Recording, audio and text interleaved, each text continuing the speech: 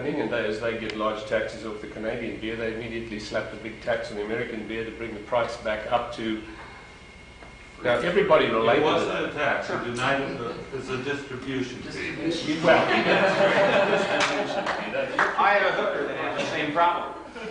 I mean, it's right clear, obvious there, that everybody benefits from free trade and not from government. But no, in fact, it's not at all clear to the people in schools. You got to remember, one of the things that occurs, you got government-run public schools. They're going to support the government position on everything. The government selects the textbooks. The government selects the teacher. The government selects the facts and the history books. The government selects what studies are going to be commissioned. The government selects what information is going to be given. So you get a little bit of information control kind of... Doesn't it sound a little like censorship by subsidy? That's the phrase you might want to use somewhere down the line. What happens here is, you've got to remember that the reason it's not obvious to everybody else is because who's printing the textbooks? Who's teaching the children? Who's controlling your child's life 8 hours a day? The government. What a surprise that they're going to defend their own point of view. We've got to realize it's not obvious to them because they're not being given the correct information. And we have to give them both correct information in an attractive, intelligent way. And by personalizing it, they connect it to their own life. That is very helpful, yes. I have a problem with personalizing. I see a trap in it. I certainly don't deny the value in it, but I think it ties in with what Chris was saying about not losing sight of the facts. Because I have, and I admit it shamefacedly, involved myself in situations in which I got involved with case history duels. Oh, sure, that can... I don't do that in debates. And it's very clear that if you can use case histories to defend any point of view in the world. I mean, thinner thighs in 20 days? Here's Mary, look at her thighs. Boy, weren't they thunder thighs. Now, using our program, she looks like Farrah Fawcett. Wait a minute, those are Farrah Fawcett's legs. Shut up. All right. It's very true that people can use case histories to allegedly document any point of view. What I'm pointing out is that by personalizing the principles we talk about, we're making it very clear that we're talking about human beings. It's true you can get engaged in a duel like that and you don't want to. Matter of fact, when people start engaging in trading case histories, I very often go, well, it's very clear that each of us can cite some examples, but let's look at the real numbers. And then you move right back to the abstractions and waste them.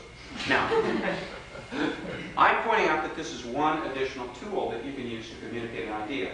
If you don't communicate the impact that it makes on the person you're talking to, very often they won't see the significance. For example, who was it? Murray Hopper was a socialist. Is that right? You talk to most people and ask them why they are socialists, and most of them will tell you things that sound pretty good. I was a socialist because I care about people. I was a socialist because I wanted good things for the poor. I was a socialist because I didn't want to see some people stepped on by powerful forces. They'll tell you things that are basically pretty humane and pretty valid. However, they missed in their analysis the fact that socialism steps on everybody. All right? It's the wrong solution to the problems. But their motives are very personal and very real. They're very concerned about human beings. Sometimes when we're discussing politics, we think we're discussing chess pieces. We think we're discussing ideas. These ideas apply to people. We're talking about human beings that are hurt or helped by the system. You can talk about case histories, that's true. You can talk about counterexamples, that's true. By personalizing, and that's, again, one tool. By personalizing the issue, you enable many people who would not connect to your position to connect to it. Many people who are not abstract thinkers to get a feel for what it really means. Now, you have a point. Yes? Yeah, you're talking about personalizing it. I think it brings it down to people's perception that it affects them themselves. It puts them in touch with reality. And another thing, if you look at the Bible, Paul wrote the books of Acts and the Corinthians and that sort of thing. He preaches the same teachings as Jesus did, but the Matthew, Mark, Luke, and John are much more personal, and they're the ones that most people connect to when they talk about the Bible. Sure, the Synoptic Gospels are considered the core of the New Testament. Yes? I've got to challenge this business about facts being important. I guess in the search for the truth they are. Everybody has access to the facts. Sure. Because then we can agree on them. But very few people, when I'm talking about a subject, will have access to my facts. Therefore, I may communicate numbers, ideas, very quickly. They don't know if that's true or not. I could be making that up. But so going for their brain is not the way to get their soul, as it were. You go for their heart. Their brain will come later, because if they agree that you're a decent person and that you're communicating a valid ideal, which has nothing to do with facts, but if you're communicating a valid ideal and you have the warmth and sensitivity of someone they could actually get to like and agree with, then your point of view will seem much more fruitful to them, and on their own, they might find information that lends the credibility to the kind of emotion and passion you're communicating to them. But if you communicate to someone with facts, they can just say, well, I don't believe you, or I think that's nonsense. And you haven't made a warm, intimate connection with them. That's really important to get someone on your side. Because ultimately, in a one-on-one, you want them to be on your side. We're both buddies, we're both pals. We have similar objectives. We want a better world, right? You don't want to confront them with the facts, because that just throws up another barrier for them to find objection. Well, you know, because statistics can be manipulated any way whatsoever. Yeah, 8 out of 10 statistics are lies. It also allows your opponents to come up with their statistics, and now I'm stuck dealing on their level. Now I have to argue statistics, which is not where I'm effective at. What Mark is saying is a very, now I want to underline the word, there's some people here who are going to go, wait a minute, Mark's wrong, that won't work. How many of you have that reaction? How many of you? Come on. No, come on. No. Wait, I'm not, no, just a second. I didn't ask for an argument. What I asked was it's very important not to argue with people you're friends, and we'll debate that later. So now, question, how many of you found yourself emotionally reacting badly to what Mark was saying? I'm not asking you to agree or disagree. Okay, that's all right. What I want to point out is something that is very important in what we're talking about in persuasion. Anything can be useful somewhere. These are different tools and different approaches. Mark has his own specific style that works very well for Mark, with Mark's friends. And it's a, underline the word a, not the only, a effective technique or approach in dealing with many people. I want to make you aware of this. Just because Mark says that works, it does not mean that other things won't work. Is that right or not right? Oh, that's certainly true. So don't take the polarity response. Very often I'll say, here's a very good way of doing this, and I'll have somebody in the audience that is a contrarian, and he'll go, yeah, well, what's the matter with this? And I go, well, that works too. Well, why didn't you say so? Because I didn't want to give you dissatisfaction, that's why. The fact that that approach works with many people does not mean that other approaches don't work in other contexts. Or, for that matter, that Mark would use that with everyone.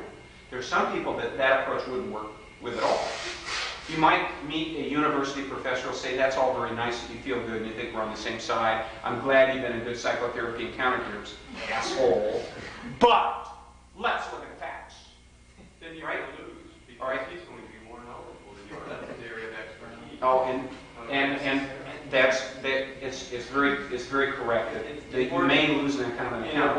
In a one-on-one, you want to control the environment that you're discussing, and therefore that means talking from your area. Okay. Now, it's a couple things. Number one is, I want to make clear that what Mark is suggesting is an effective technique that works in some situations, and it's appropriate in some situations. Not in all situations. I don't want you to overgeneralize what Mark's saying. Mark would no more use that in every single situation in the world than I would. But it is very effective with very many people. And it is true that if people come to that viewpoint, that many of them do, in fact, go investigate the facts themselves. But I noticed some reactions. I was watching people sort of tighten up, and I'm going, I'll bet some people didn't like this. So I thought, well, I'll check reality instead of hallucinating. I don't want to do a John Lilly experiment on you guys. I want to check reality. Okay. Now, it's okay to say, I don't like that particular approach. You don't have to feel comfortable with everybody's approach. You can, however, look at Mark's win and loss record and judge for yourself how effective it is for him, just as he can. Just as you can look at Louis Aparicio and see what his batting average is. Yeah, sure. Well, from my personal experience with the NDP types at work, they don't know the facts of the NDP. They don't know what their policies are on many of the issues. But they have a feeling from the heart that this is what they want. Sure. And it's worked very well for them. Very good. That's a very good point of reference. So you know, at least with the kind of people you're dealing with there, that it's very important for them to realize that your motives are their motives, your ideals are their ideals, and you're on the same side, and you're concerned about similar issues. Is that what you're telling me? Yes, I'm saying that they don't know the facts and they really are not interested in learning them either. Okay. If you get them to be socialists or they're teaching them facts, imagine how well you can do with freedom when you have the facts behind you. Or for that matter, there's one of the things that we'll talk about later is you got to remember that freedom has something for everybody. Freedom is a solution to almost every social problem that we are confronted with. If you're concerned about the poor, freedom will do more for the poor than the state will. If you're concerned about civil liberties, freedom will do more than the government will. If you're concerned with private property, freedom will do more. If you're concerned with being a greedy SOB miser, freedom will do more. If you're concerned with being an altruist, it'll do more. So freedom is a good solution to a lot of problems, but as both Barry and Mark were pointing out, this is one approach that works with some people. You got to know your audience, right? If you're dealing with fact-oriented people that got to know the facts, it ain't going to work. I've had people look at me and go, yeah, that's interesting. I'm glad to know all those facts. But what about, and then it just gets down to, what about the poor little orphan living in Puerto Vallarta and who can't get this, and if you don't give him this, you know what's going to happen to him? He's going to die in the street. If it ain't for the government, he'll die in the street. And you got to talk about that little kid. All right, now, I want to back up a second. Did you notice your reaction when I gave you one specific approach? Did you notice yourself saying, yeah, but what about this and what about that? How many of you noticed that reaction? Come on, raise your hands. I want to see it. Okay. Now I want to repeat. Every section of this seminar is one tool. Don't criticize a screwdriver for not being a ratchet wrench. Don't criticize a saw for not being a hammer. These are different tools and they're useful in some places. I would no more personalize all of my political communication than I would use a reverse macho flash with everybody. I would no more use political cross-dressing with everybody than I would use mind focus with everybody. These are all different tools, and I want you to be aware. I want you to be aware of your reaction to different tools also. Now, who wants to take a guess as to why I might be interested in your reaction to different tools? Mark? Because I think it's important that we acknowledge that things work differently for everybody, and every person you come in contact with has a different way of looking at the world, and you have to communicate to them in the way they look at the world, not the way you look at the world, because that's irrelevant how you look at it. It's important to know and try and feel what they're feeling, so that you can communicate your ideas in the way they understand. How many roads to Rome were there? Remember the old story about ancient Rome? All roads lead to Rome. Let me explain something to you. What is the best way to get to Toronto? Where are you coming from? That's a good question. That's a very good question. And what else should he ask? Not only where are you coming from, but... Huh? How you get Well, there? no. How you get there? What do you mean by how you get there? Well, like car, plane, bus, train. Mode of transportation. Okay. I'll settle for that. Okay? That's very good. Is the All right. TTC on strike? Is the TTC on strike? Are you thumb tripping it, or do you have your own car? You've got to remember that there are many, many, many roads to liberty. There are many, many, many roads to communicating ideas. Here's a technique that I'm going to steal from my hostess, Brenda. I watched she and her husband have a discussion the other night, late at night, at the kitchen table. And I could tell when something was very important to Brenda. Because I've stayed with them before, and I like their relationship. It's fun to watch. Do you like watching people in love? Do you guys sort of like that lovey-dovey? You liars, you're suckers for it just like I am. You watch Bambi every time it comes out, too. Good. Yeah, you always root for the hunter. Shoot Bambi's mother. Shoot Bambi's mother. Watch reruns of the end of Old Yeller just to watch the dog. Oh. Anyway, I'm watching Brenda and her husband communicate, and I watch the technique which I can't use with her husband that works with her.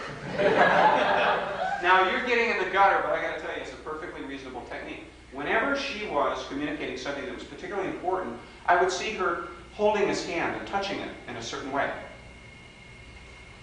And I could tell in the body language that it was as if she said, "This is really important to me. Please listen to me." And you know what? He really listened. She's got them trained. She's got them trained, and it's very good. It's very good to train your mate and be trained by your mate. It's very good to do that. But that was one way that she had of communicating, this is very important to me.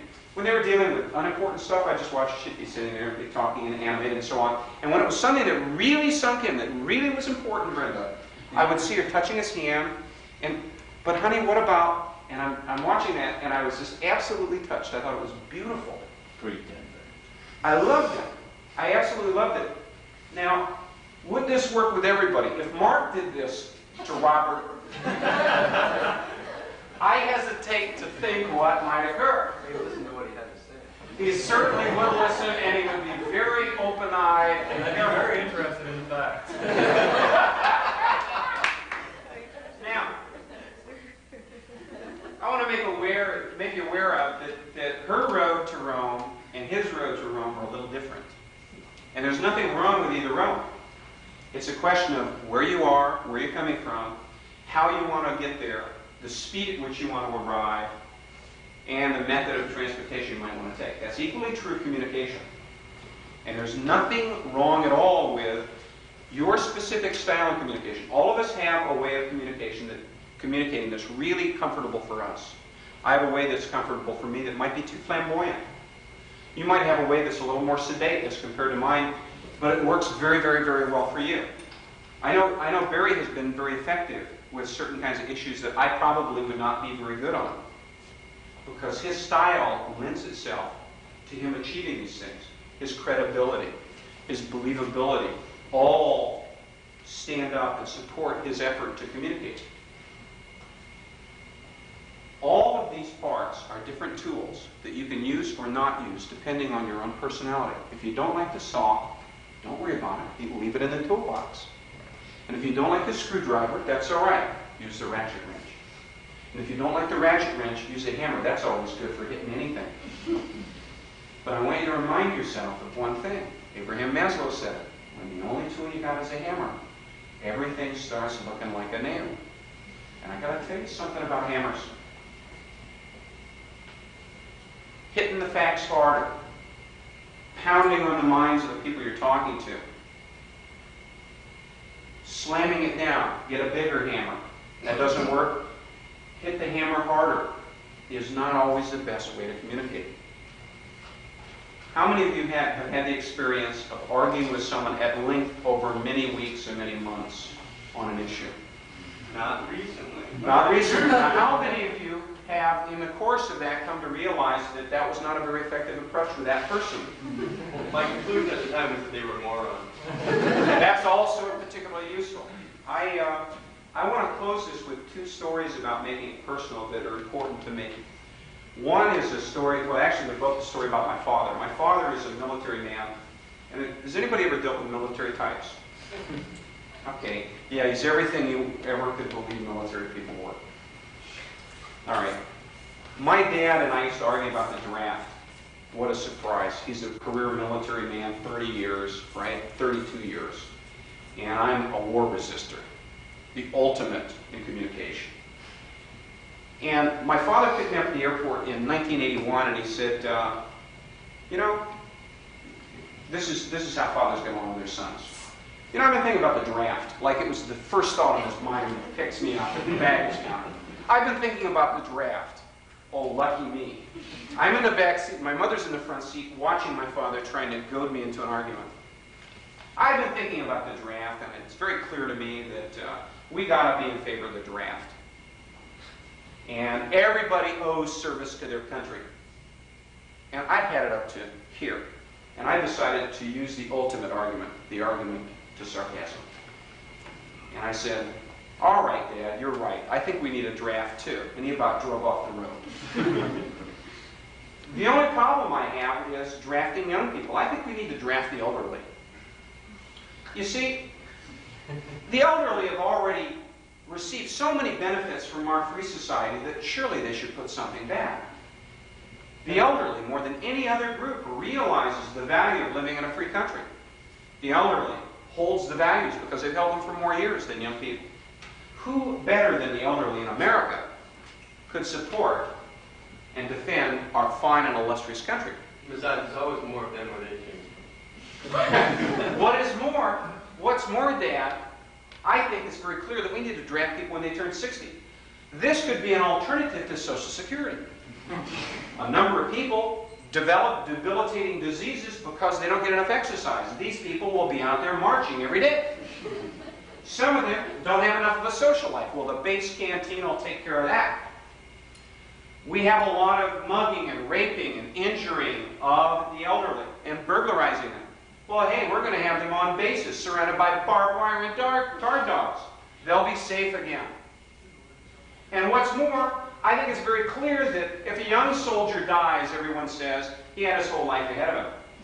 If you die and you're 65, they say, the hell with him, he had one foot in the grave anyway. You've convinced me, Dad.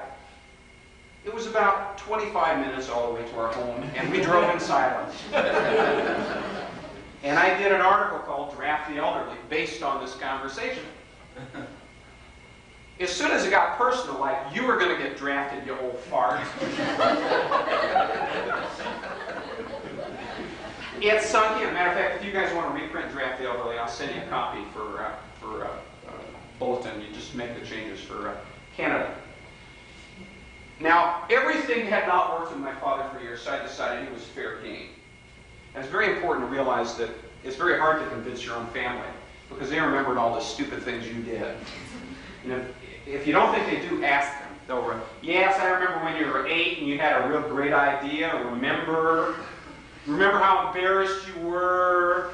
And if you don't remember, they'll go through it in excruciating detail in front of the person you're going to marry and you just introduce them to. Now, what was I willing to do? I pulled another tool out of my toolbox because I saw all the rational facts didn't work. And I made it a little personal in the sense you're going to get drafted, you old fart. That'll teach you. The second is a confrontation I had with my father which changed his mind on the drug issue. Has anybody ever had trouble convincing someone of the drug issue? Okay. I don't have a lot of trouble because I was a drug user. I used cocaine in large amounts.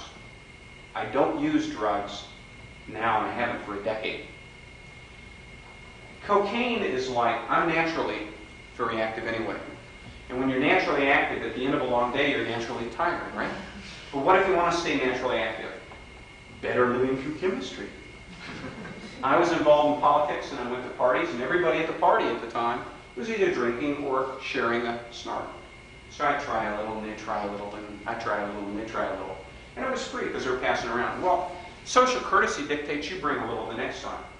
Well, at the end of the year, I had spent $29,000 on nose candy. I'm Scotch-Irish and cheap. That convinced me. That was the end of it. Now, nobody says, I think I'll engage in drug use that will cause paranoia and impotence. That's something I've always wanted. Well, that's what cocaine does to you. Now, the difficulty with cocaine is you spend a lot of money and it lasts about 20 minutes with good stuff. And you've heard about nose operations that people have with cocaine. The reason they have nose operations is because when cocaine condenses in the back of your nose, it forms hydrochloric acid. Has anybody ever used neosynephrine or Afrin nose spray? Yeah. Okay? If you look at on the back, it's got 1/4% hydrochloric acid. That is the active ingredient that causes your mucous membranes to open up. You notice how after an hour and a half, 2 hours, your nose closes up again? With cocaine, it goes a lot faster. But the hydrochloric acid eats holes in the inside of your nose. This is why a lot of users will inhale water after using it. Now, what does this have to do with politics personally? I don't recommend drug use. I don't encourage it. I use vitamins. And I don't want to do anything to damage my body or my brain. I didn't get into drug use because I thought it would be cool, or because I wanted to impress somebody, or because I wanted to be self-indulgent. I was trying as hard as I could to do as well as I could. And I wanted to keep going. I just wanted to keep pumping it out. And so at the end of the day when I was tired, a little coke, it was a lift. And a little more was a lift again. And at the end of the year, with no real negative physical effects, I said, $29,000? I made $47,000 this year, and that's what I got left, $210 in the bank? I ain't using this stuff no more. Now, I was having a discussion. Here's how it leads to my father. I want you to know that when people talk about drug use, I get real tired of people mouthing off about things they don't know. I'm going to listen to someone who knows something, who's had firsthand experience, either done it or been with people, or knows someone who's had something like that.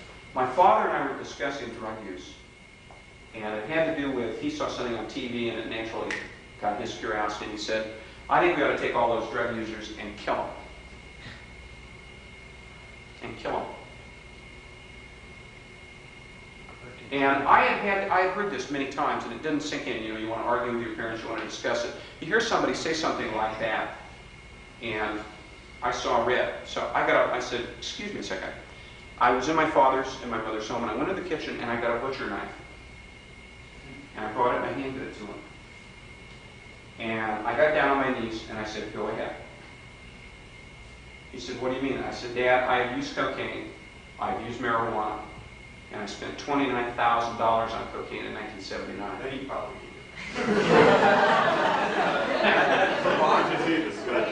And I said, look, it's real clear you think that people like me deserve to die. I don't want to clutter up this planet. Go ahead and kill me now. You really believe that? Kill me. This is not a good argument if you've got an angry father. Quick. I says, if you really believe that, Dad, you ought to kill me now. Put an end to it. And my father looked at me and just looked at me. You ever have your parents sort of just look at you and it's sort of like they can't believe you did what you just did? Every day. My dad is sitting there, must have been, it seemed like an hour, but it was 2 minutes. And he put the knife down, and I looked at him and I said, Dad, those other people that use drugs made a mistake. They got moms and dads, they got brothers and sisters. They made a mistake. They don't deserve to die for making a mistake. Do you want to kill somebody because they screwed up? Somebody else's mom and dad are going to have this same conversation someday. You want to tell them that you want their children to die? Because that's who you're talking about, people like me. Fortunately, he left the knife on the edge of the chair. I went to bed, and my father stayed up a couple hours, sitting in his chair and thinking. And the next day he said, I don't agree with all your arguments, but I think you got a point. That was the most he had ever said, the most he had ever moved on any one issue. Because all of a sudden it got real personal. Somebody else's kid. Now, again, that's not an all-purpose argument. You can give counterexamples. But I want to make you aware that in my father's case, it turned him around on drug use. He doesn't recommend it, but then neither do I. I don't encourage it. I don't recommend it. It's stupid. And it costs money, which is even worse than stupid. Yeah, there are ways around that. Oh, well, good old Mark, always willing to find an angle. Now, what we're going to do is we're going to take a lunch break, but I want to make you aware as you go through the day, we're going to have different approaches and different tools. Some you'll like, some you won't like. Take what you like. Leave what you don't like. And I think you'll find that there are different tools that work for you. But I'd like you to try that sometime in the next week or two, just as an experiment. Give a personal example from your own life or someone else's life as an example of a principle that you want to communicate. And see what happens. Just notice what happens. If it doesn't work, or if you think it's a stupid idea, or the people go, what a dumb example, then don't do it anymore. Write me a nasty letter and tell me never to come again. On the other hand, I think you'll be very surprised at how open this makes many, many people. But remember, this is the screwdriver. Don't complain because it's not a saw. Don't complain because it's not a hammer. We've got places for the saws and hammers. Now, it is now, let's synchronize our watches. It is 12:09. Has everybody got about that time? Let's take an hour and 15 minutes. That means we'll be back at, let's say, give it 1:30. Okay? Michael, just if people are interested in good restaurants in the neighborhood, Yes. I can recommend a few. Please do. Okay, Moderate Place is pretty good. It's Fatty Patty's across the street. They have excellent salads and handmade hamburgers and By the way, I want you guys to do me a favor and buy my book next year so it'll be a bestseller so I can make serious money on the speaker circuit. Yes. Oh, yeah. Oh, yes. It's I'm negotiating with Macmillan, and they haven't given me enough money up front, so I'm going to go negotiate with some other people. We don't necessarily get everything here. You mean a soldier, but you don't get it? No. I'm sorry. You may have to look around for it. Of course, you can't do that until you know when it's coming. Oh, well, I'll let everybody up here know. Because, Or what it's called. what? Or what it's called. Or what the author's pen name is. Oh, yes. Well, it's easy. It's my mother's maiden name, all I know. Robert? Is it Robert? coming out in paperback? Quality paperback will come second after I made tons of money off the hardback. I'll Not wait even- for it's the not- paperback. What? Always wait for the paperback. No, you want to make an exception. I'll leave an autograph. Okay. That's a Robert Mess. You should come here and have a signing in one of these days. I hate to break the news to you, but the kid stays in shape, and it was not going to happen. I was going to be outdanced by someone who didn't know the moves that I got. So, in the dance competition, I won. We were going to get to see you dance tonight? What? We're going to get to see you dance tonight? Not tonight.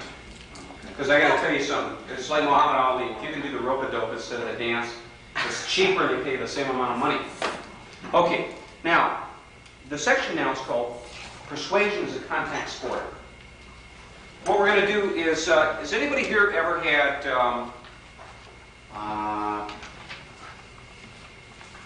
self-consciousness in front of an audience? Has that ever occurred to anybody here? I'm not going to call you. I'll tell you a story about her sometime, but not now. Does anybody, who hasn't had it? Does anybody not, Mark probably has never had it. Not lately. Not lately.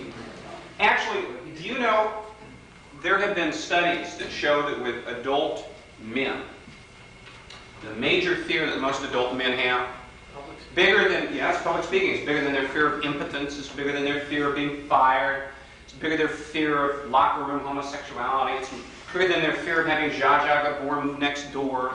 It's big, big, big, big fear. Their biggest fear is a fear of public speaking. And how many of you have seen public speakers who oughtn't to have been? You ever gone to those Rotary clubs, right? I'm trying to figure out how to instill this fear in those other 13%. You know, to shut them up and send them home. If you'd like to overcome a fear of dealing with either people one-to-one, if you have fear of rejection, if you have fear of public speaking, I will give you a cure. And I want to underline the word a cure, permanent, end of story. And I've got about 100% success ratio. And I'm not making this up, this is true. I did a symposium in France. I was going to learn French, and I found my Francais succoed big O. So the associate who invited me, she interpreted for me. She interpreted all week for me. She really interpreted. She did great. She was a psychologist with, I don't know, Institut Francais, whatever it was. She thought it was idiotic that somebody with only a high school diploma was doing psychotherapy on people. And I said, well, I never let higher education interfere with learning. You got to remember that. Degrees guarantee you nothing. If you have any doubts as to that, talk to anyone who's undergone psychoanalysis for 2 years. Let me explain some things to you about psychology you need to understand. I know these things because I consult with psychologists. I know these things because my brother's a psychologist. I know these things because I read psychology vigorously. I read somewhere between 3 and 5 books every week. I've read the abstracts. I've done the work.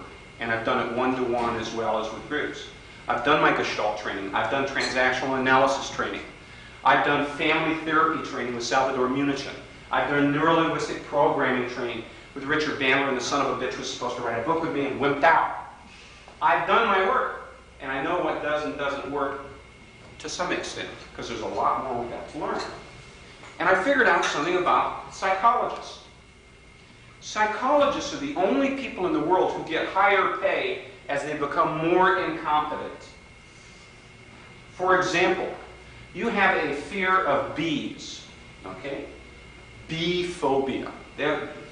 Bee phobia is probably got I'm sure they'll come up with a neat word. They've got agoraphobia, acrophobia, Apiophobia. what? Happiophobia? Apia.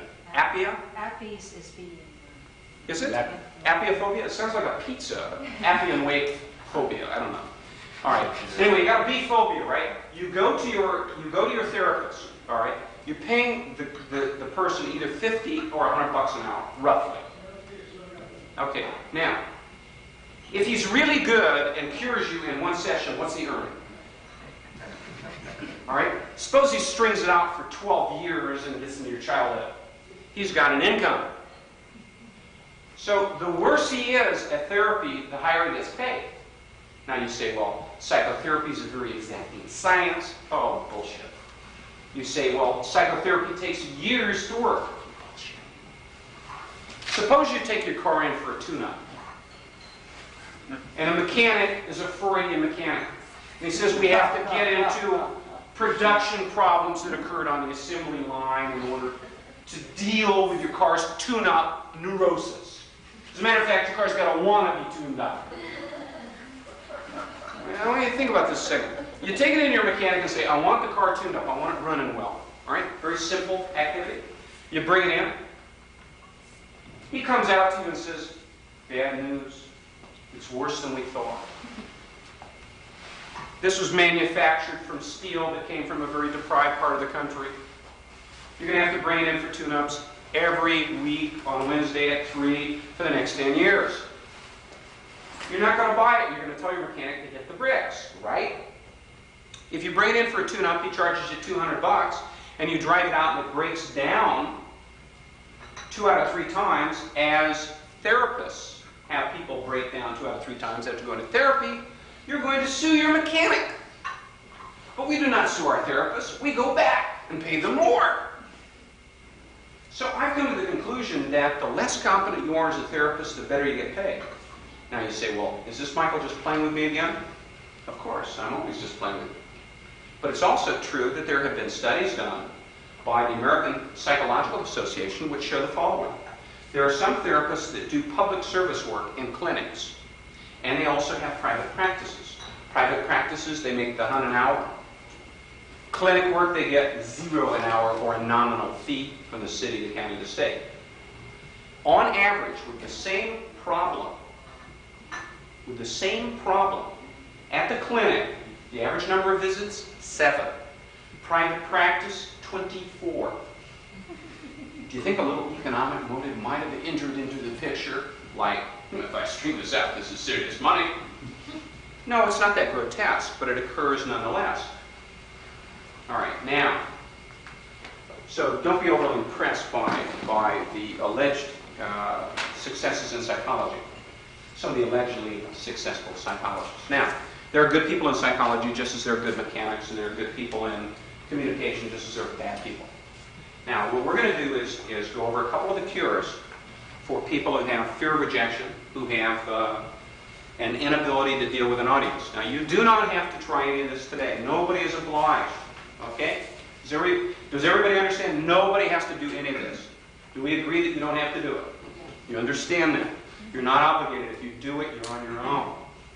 If it ruins your life and you can't ever do anything else, I can make some serious money if I go into therapy and do it for you. Now, a couple things we need to know. Sometimes I have to let you know when I'm teasing and when I'm telling the truth, okay? So I've devised a very simple hand signal system, okay? I don't want any confusion as when I'm playing games and when I'm telling the truth. When I'm lying, this hand goes up, okay? All right, is that clear? When I lie, this hand goes up. When I tell the truth, this hand goes up. And that's the truth. It'll sink in later. Now, we're going to talk about how to cure yourself of fears of rejection. Does anybody have fears of rejection? All right, guys, I know this happens to both guys and girls. I remember being scared to ask some women out, or girls, because I was in the 7th grade, there were girls in, right? Because they were the same age, so it's like, what, 12? And you'd be scared to ask a girl to dance with you because you're afraid, you had to walk all the way across the gym, and all your friends saw you walk all the way over to Mary, who said, I wouldn't dance with you if you're the last guy on the planet. I wouldn't dance with you if there were no more music. We were afraid of that rejection. So a lot of times the guys would stand on one side and the girls would stand on the other for hours as the dance continued. And then sometimes the girls would dance with each other, right? Except the boys wouldn't accept in San Francisco groups. Now, what were we afraid of? We're afraid of rejection. Why are we afraid of the rejection? Because it doesn't feel good. It's unpleasant. It bespeaks ill of our self-image. It makes us lose stature in our own eyes. We feel bad when people reject us. Now, I'm going to give you some cures for fear of rejection, for fear of dealing with crowds. So if you have these fears, you're welcome to use it. If you have a friend with these fears, pass the techniques on. They're very simple techniques. I sort of invented one, and I stole the other baldly, outright, with no credit given. Actually, I'll give the credit if you really want it. Now, before we get into it, though, I want to share a few concepts with you that make sense to me. 1976, I ran for U.S. Congress as an advocate of freedom. And I was up there doing my shtick, talking about individual freedom, how important it is to roll back big government. And former Congressman Sam Steiger, he was a congressman at the time, was running for U.S. Senate. One day came up to me and he says, "Emerling, you know what your problem is?" And like an idiot, I said, "No, Sam, what?" And he said, "You freedom advocates have a 24-karat gold idea, and you can't give it away. You want to tell me why?" Now think about that. That's a pretty good question. Here you've got the most reasonable, rational, just, humane, decent point of view in the world, and you can't give it away. It's as though you were standing on street corners handing out $20 bills and having trouble getting people to take them. I mean, doesn't that seem puzzling to you that people don't? Well, here's what bothers me about that. You got a 24-karat gold product. Freedom. Can't give it away. I always had this vision that people would come up to me and go, "All my life, with open arms, I've waited for you and your message. Where have you been? Is there a limit to how much I can give? Can I bring my family in? And can I drag in everyone else I know? How could I have been so shallow? And thank you for bringing light into my dark life." Now, sometimes this happens to me, but it's rare. And it's rare that people are going to do this to you. Because freedom, like everything else in the world, has to be marketed. It has to be sold. It has to be presented in a way that's attractive and reasonable and intelligible and fits into that person's understanding of the facts of reality. So we know that everybody ought to be an advocate of freedom, and we know that they ought to be joining up, right and left. Now, we have a problem, and it's sort of I call it a freedom cone. You know, a Zen koan. It's not like a cream koan or a Myron koan. A koan is a question that's designed to blow your mind and come up with an answer. What is the hand of one sound? What is the sound of one hand clapping? And you go, I don't know. Sounds like, what is the sound of Terry Fox running? You know, it's the same kind of question. Think, oh, come on, guy. He was a hero. He was great, right? Right. The object of a Zen koan is to get you to step outside of your normal thinking. And so, we ask questions like, well, how many freedom advocates can dance on the head of a tax collector? Right? Well, I'm an empiricist on this matter. Let's go see. And it'd be fun, too. Now, we have a little difficulty in communicating this, not because of the ideas, but very often because we're afraid to present the ideas. Because we're afraid of being rejected. We're afraid of missing that 7 out of 10 hits. We're afraid of getting a D in the grade or an F. We're afraid of people not liking us. I had a friend, George Smith, who wrote a book called Atheism, The Case Against God. It was an objectivist defense of naturalism and giving his understanding of why there is no legitimate reason whatever for belief in a supreme being. I mean, aside from William F. Buckley. All right, Carl Sagan too, okay? Happy. And I asked him whether I said, how do you feel about being known as the author of a book on atheism that's not exactly socially acceptable in society? And he said, He said, well, I did have this one nightmare once. I said, what was the nightmare? He says, I had this dream that I was in my dentist's office. He says, what are you doing? He says, I wrote a book defending atheism. With the drill. And I thought, I wonder if there are people in our point of view that have the same problem. And the answer is yes. Now, a couple things about freedom as a contact sport, persuasion as a contact sport. I want to ask you a question that everybody ought to know the answer to. What is your average effectiveness? What is your average effectiveness as a Freedom Party persuader with the hundreds of people you don't talk to? What is your percentage of success with people you never communicate with? 0. It doesn't take a genius to figure out it's 0, but we got an answer from a genius.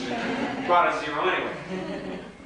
Let me tell you a Timothy Leary story. Timothy Leary was recently interviewed by... We'll make it up. We don't know. No, it was you don't have to anyway. He was recently interviewed by a magazine called Longevity, which is put out by Penthouse and Omni magazine, okay? And he has arranged that when he dies, that his body will be cryogenically stored. Right? That's freezing it. Okay? And their policy is freeze, wait, and reanimate, right? We're and, yeah, it works. Certainly does. Wow, this tastes youthful. Anyway, he was interviewed by a typical person who said, why do you want to freeze your body? That's the dumbest thing I've ever heard in my life. What kind of an idiot would have his body freeze? And Tim Leary said to him, he said, look, I got to tell you something. Having your brain and your body frozen is the second stupidest idea in the world. After death. Yeah, and he says, what's the stupidest one? He says, to be buried and have formaldehyde shoved in your veins and allow your body to decompose. That's the stupidest. Because you got 0 chance of surviving death and burial. Whatever cryogenics percentages are, they're at equal to or greater than the prior suggestion. There's a mathematician talking. And I thought about it and I said, you know, that's the same way in persuasion. What is your percentage? How successful are you with people you don't talk to? It's like, it doesn't matter how good a speaker you are if you got no audience. It doesn't matter how effective you are if you don't talk to people. And again, in your own group, it doesn't matter whether it's academic, whether it's professional, whether it's street people, whether it's business people, whether it's students, it doesn't matter. If you don't talk to them, your answer is always no. It's like Javier Hollander says, when you don't ask the question, the answer is always no. That was the happy hooker. It'll sink in later. Okay, now, in terms of persuading people and communicating your ideas, I have a simple strategy that I use. This works well for me. Here's my test of effectiveness in someone that teaches persuasion.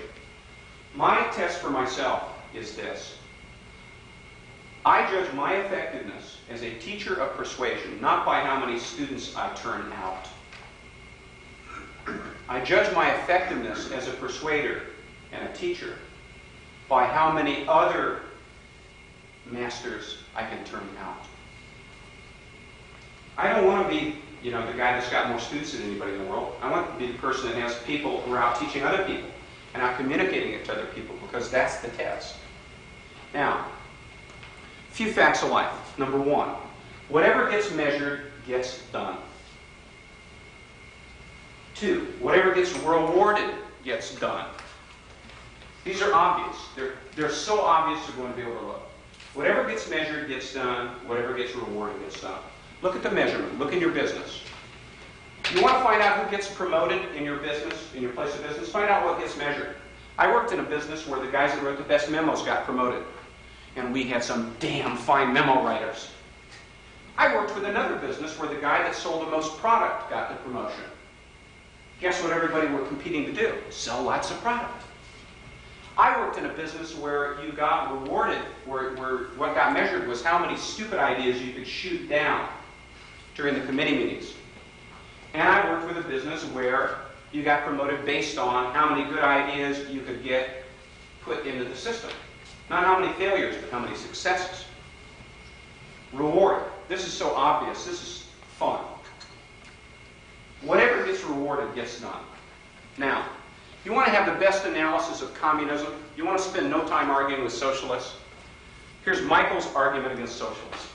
So obvious, it's so good. All right, whatever gets rewarded gets done. Whatever gets penalized usually goes away. Okay? If you want more of something, reward it. You want less of it, penalize it. Is that obvious? Does that make sense? Okay, Karl Marx said, from each according to his ability, to each according to his need. What is getting rewarded? No, I've got to do this group. What's getting rewarded?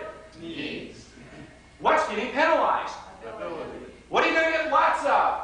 Needs. What are you going to get none of? Ability. I point to Soviet Russia. My case rests. All right? It's like the commercial in the U.S. A mind is a terrible thing to waste. Goes the commercial. You know, in Soviet Russia, ability is a terrible thing to display. Why? Because what happens if you show ability? They work you harder. What happens if you show need? They give you more. So people are real good at showing need, real bad at showing ability. Now, it's very clear that this is equally true in learning how to be effective in persuading. You want to measure your success at persuasion, measure your percentages, and you want to reward yourself for succeeding. You want a good, from the book, The 1 Minute Manager, there's such a simple technique that I love it. I do it with married people. I tell them, you want to really enhance your marriage during the next week? Every time your partner does something that you really like, reward them. Give them a hug. Tell them how great it is. Catch them doing stuff right for a week.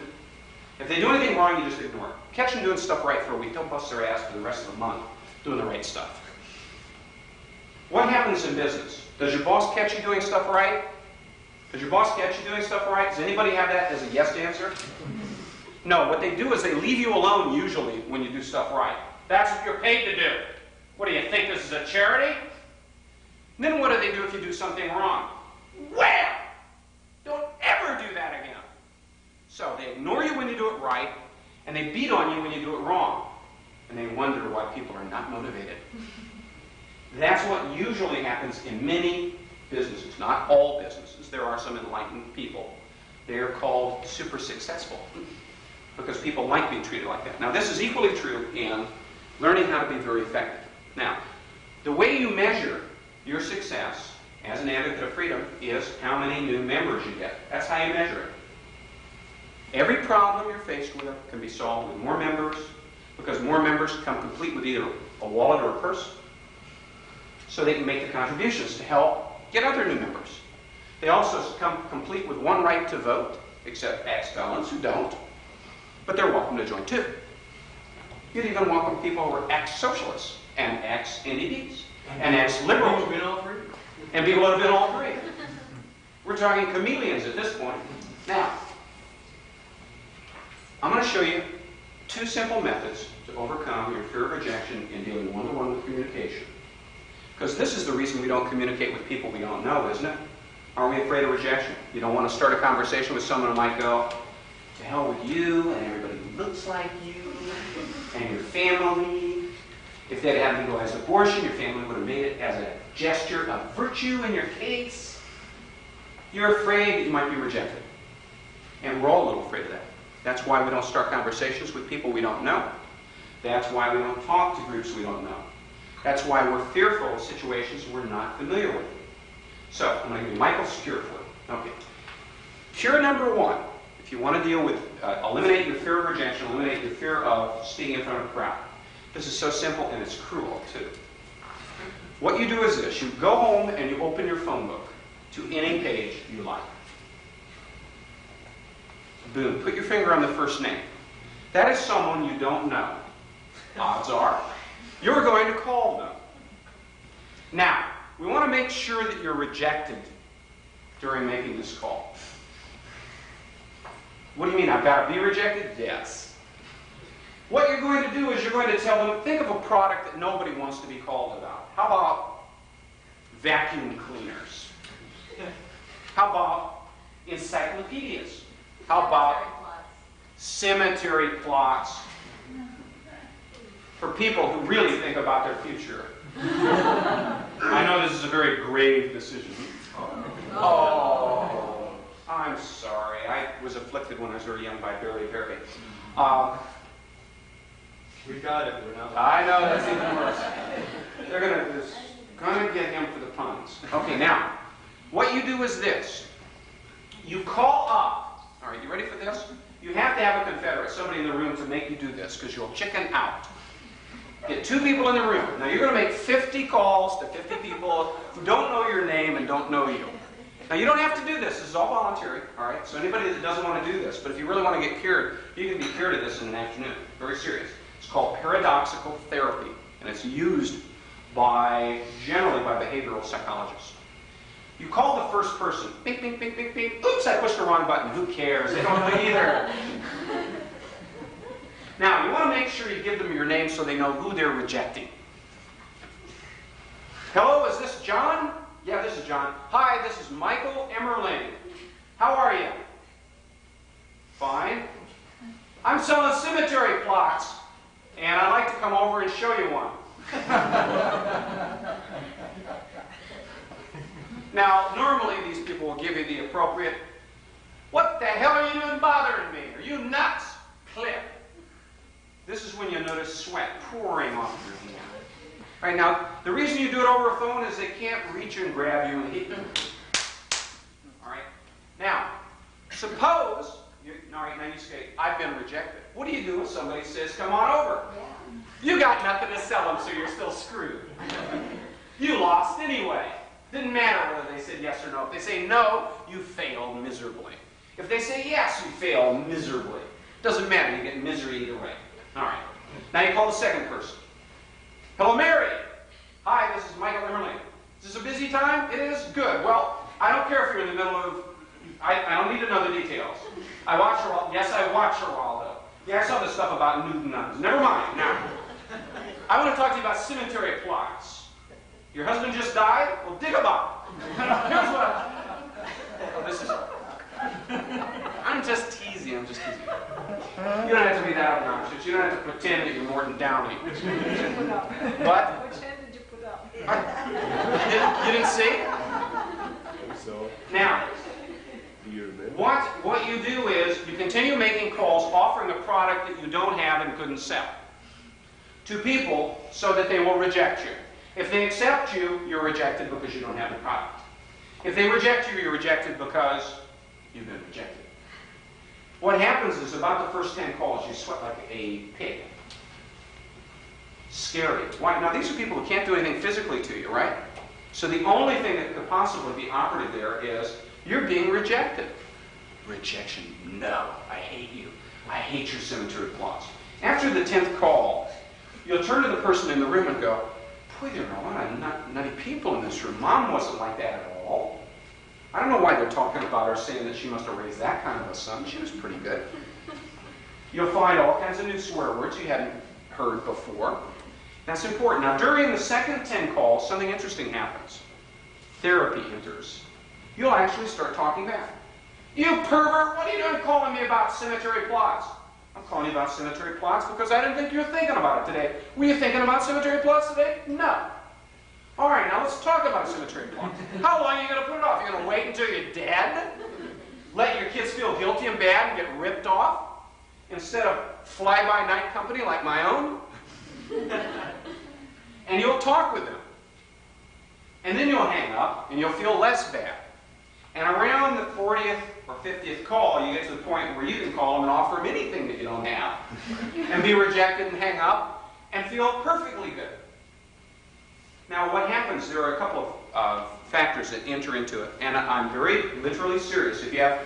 If anybody's in sales and they want to overcome their fear of customers, that works. If you want to give public speeches and you have a fear of standing in front of a crowd, that actually will eliminate, not reduce, eliminate your fear. Because you realize emotionally, down here, not up here, but down here, all throughout your gut and your nervous system, that rejection doesn't hurt. It doesn't hurt. It doesn't hurt. It doesn't hurt. I've been rejected so many times. It's incredible how many times I've been rejected. Now, naturally, I make the correct interpretation, poor taste on their part. That's understandable. You know, not everyone can have the intelligence, the wisdom, and the, eminently good taste to accept me. And besides that, if they accepted me, they'd probably waste my time and call me and send Christmas cards and visit me, and I wouldn't want it anyway, so it's probably just as well they rejected me. That sounds so simple. Telephone therapy. That's ridiculous. You can do it in your own home. You can be embarrassed alone. No one will know except you and the person who's making sure you make the calls. Now, what's interesting about it is this. It works in one day. You can do it in one afternoon.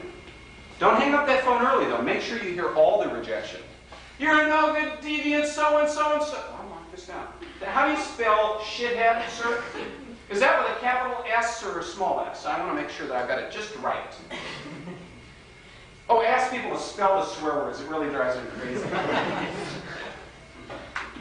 Did you say son of a bitch or some bitch? No, it's very important to me. I take spelling in school. S-O-N. Is there a hyphen after son? Or is that all connected? It's like son of a bitch, or is it son of a bitch?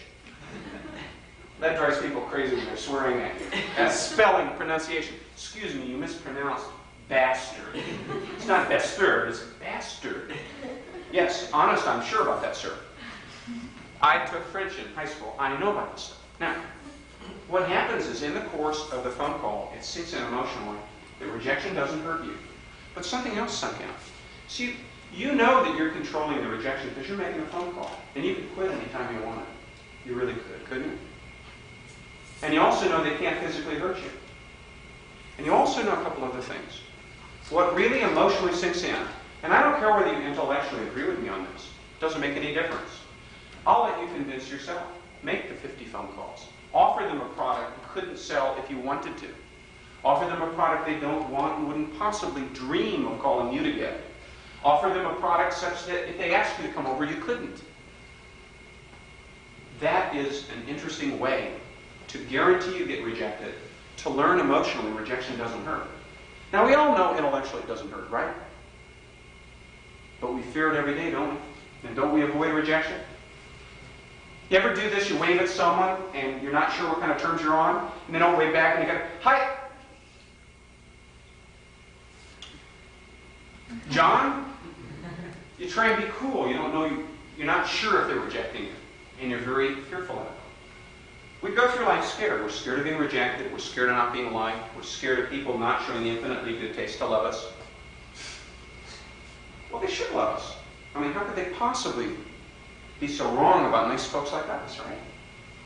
Now, if you don't have the nerve to do that one, here's an even crueler way. This is a simpler way. I have a point. If people are actually thinking of picking up the therapy you recommend, I would say there's a way to do all that and get paid. That's work for McLean Hunter selling subscriptions. The magazines, you may as well get $5 an hour to go for the identical same experience. People swear at you if you'll reject people, get lots of therapy. So, I mean, if there's any takers out there. Sure, yeah. Well, this you can do in the privacy of your own home. You don't have to look at someone face to face. But that's a very good point. Well, you sell by phone, so... Oh, it's by phone. $5 $5 an hour and rejection? Hey. Actually, that's sort of a mixed blessing, you know. Now, the second method is actually one I invented. It's a concept called a double bind. I didn't invent the word double bind. But the technique is called a double bind technique. What you do is, you know how you got your little name tags here? All right, you go get one of these plastic containers that you slide your name tag in. You've seen them at the stores. Go to your typewriter and type on a white 3x5 card, and then you clip it. Official survey. Slide it in there. Now, I want you to go to some part of town where there are either students milling around and or government workers. I know that's a contradiction in terms. Government employees hanging out during lunch, brown bagging it. You can usually tell because the buzzards are circling.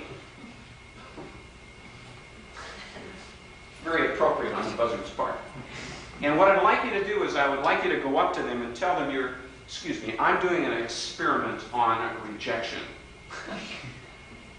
Then it's very quickly you got to say rejection toward me, not toward you, and they'll go, because they're as scared of it as you are. Now, if they're government employees, what you do is you point and you go, excuse me, official surveys. And they'll go, oh, okay. If you don't believe this works, try it. I've done this in dozens of colleges. I'm not making this up. People, you can tell them, excuse me, I'm with official service. Oh, let's ask questions. You can ask them the most intimate questions in the world, and they will blabber on for hours. Crazy like that. So if you got somebody you want to know and date, you like what? Now, what you do is you tell them you're doing an experiment on rejection. Now, all you have to do is 5 of these a day for 2 work weeks, so 10 full days. You tell them, I'm doing an experiment on rejection of me, not you, and they go, phew. You say, what I'd like you to do, my name is Michael, what is your name, sir? Pete. Pete? Nice to meet you. How you doing today? Could you help me out here for just a second, please? Hey, Tom. Now, I want you to notice something, and I'll prove this to you as this goes on. Now, what I want you to do, sir, is my name is Michael, and I'd like you to say, Michael, I reject you, I don't like you, you're no good. Would you do that, sir? Of course I will do that. Have to go live. Oh, Michael, I don't think I want to talk to you. I don't like you. You don't agree with me at all. Why don't you get lost? And he dresses funny. Thank you very much. I really appreciate it. Would you give me a hand?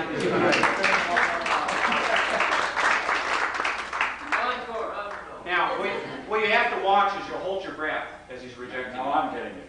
All right, feel? All right, breathe. You okay? Oh, yes, yes. Good. Now, is there anybody here who would not be willing to come up here and do that with me? Oh, come on, raise your hand. There's got to be someone not willing. All right. Now, what happens if I ask him to engage in a experiment? I want you to do an experiment with me on rejection. Rejection of me, not you. Would you help me out, David? No, I won't. All right. He's just rejecting it. Now, see, it doesn't matter what they do. If they help me, they reject me. If they don't help me, they reject me. Either way, I get rejected. You can't win. It's like working, it's like being a taxpayer, isn't it? You can't win. It's set up such that no matter what they do, you get rejected. And what happens is, it sinks in emotionally that it doesn't hurt. They've rejected you to your face and you didn't die. You didn't fall over. You didn't have a heart attack. You do. Let me watch. I like watching now. Oh, come on. I was just kidding. I don't like watching it. I like seizures. Become immune. Yeah, it sort of gives me a chance to get to my primal urges. Anyway, what happens is, if you do this 5 times a day, and you can do it, don't do it at your place of work. They think you're weird enough anyway because you haven't been an advocate of freedom, right? So it's important that you do this somewhere where they don't know you. Universities are a good place because they're used to people doing psychology experiments. Hi, I'm doing a psychology experiment. Could you help me out? It's very normal for kids on campus to go, what's it on? Well, we're doing an experiment on rejection. You'll reject me, okay? It has nothing to do with rejecting you, and they'll go, because they're already, about rejection. So college campuses are a good place. And then you ask them, what I want you to say is, Michael, you're no good. I don't like you. I reject you. I don't want to know you, and I don't want any of my friends to know you because you're no damn good. And you say all the terrible things that you think people might do in your worst moment. And what happens is they'll get into it, and they'll really give you some stuff. He added some stuff in that I'm going to have to get even with him later on. But the outcome is, it sinks in emotionally that rejection doesn't hurt. Now, if these seem too simple, these are called in vivo experimentation. In vivo means in life, basically. These are so simple, they couldn't possibly work, could they? Now, what I'd like to do is there anybody that would like to take a chance and try it with a couple people here? You don't have to. I want you to, would anyone like to volunteer and try it? Okay, that's fine. I accept that. Okay. You'd like to try it? All right. Come on up. All right. We're going to do it with a few people. Now, what I'd like you to do is I want you to continue breathing while you're doing it. No, I don't want you to hold your breath. A lot of times when people are experiencing bad emotions, they'll hold their breath. It's a way of controlling their feelings. All right, so I want you to make sure you continue breathing when this goes on. Now, Gordon, I'm going to have a few people come on up. Ian, come on up. Give me a hand. All right, now I want you to set it up. You're going to ask him to reject you. Go ahead. Go through the... Reject me, Ian. I'm a no good person. You gotta tell me how bad I am. Gord, you're low life, you lead a degenerate existence, and I think you're of no I'm value at all to the human race. I wish you'd just leave. He's right. He's right. All right. All right, now stop. Thank you very much. Yeah, appreciate it. All right, we're not done with you yet. Okay. Who should we pick next? Carol. Carol. Very important. You should know sexual rejection too. Okay. You know the rules. Can you tell them bad things and why you reject them? Go ahead. True words are often spoken in jest.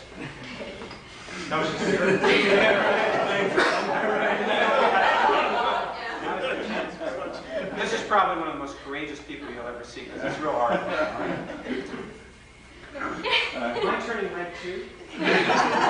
Read? Okay. All right. Okay, now can you reject it, please? Yeah. Please notice anything in a minute. You're no good. I don't like you. That's it. We're through. Good. All right, now I need a third person. Who's the other? Alan, you want to be the Billy? No, I can. All right. I want you to reject him and let him know that he's no good. And you're going to. You still feeling uncomfortable? Not really. Well, you really have to feel uncomfortable in order for this to work properly. So if I do the normal thing and really reject you, maybe you're not going to be uncomfortable anymore. If you can really make yourself feel... Well, just reject it. Make him feel bad. Obviously, I'm a little nervous. I mean, I'm not... See, the more I talk here, the more nervous you're getting, because you're wondering what I'm doing to you. No, actually... Does it make you feel uncomfortable? Yeah. It was nice meeting you, but... You can't do it. Now I feel... I really don't care. Come on, go ahead, do it. You're slime. I'd like to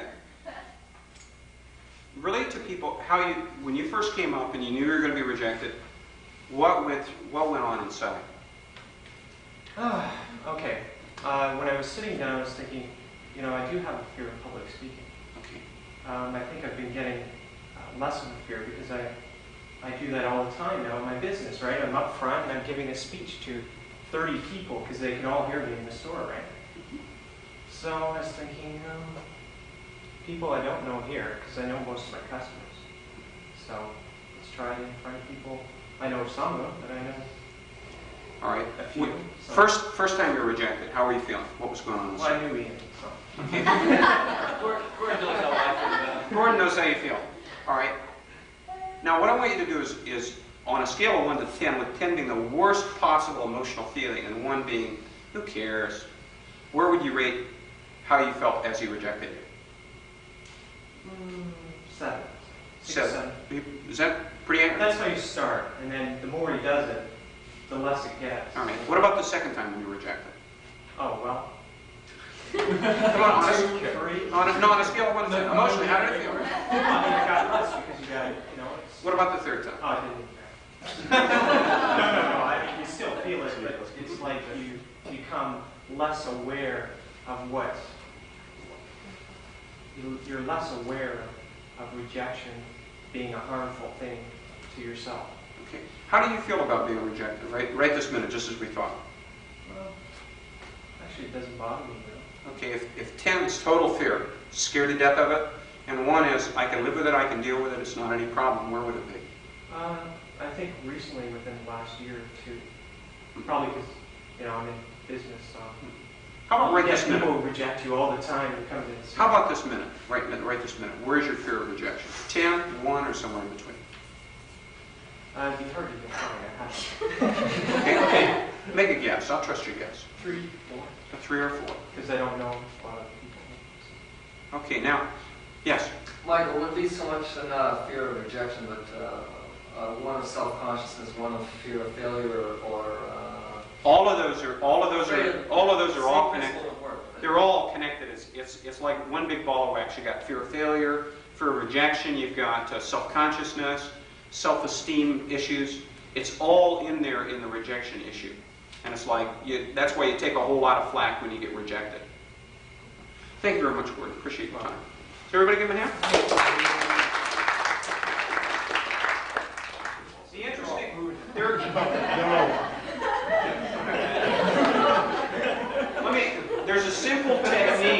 dealing with something that you don't want to get, if there's a response that you don't want someone to give you, go ask them for it.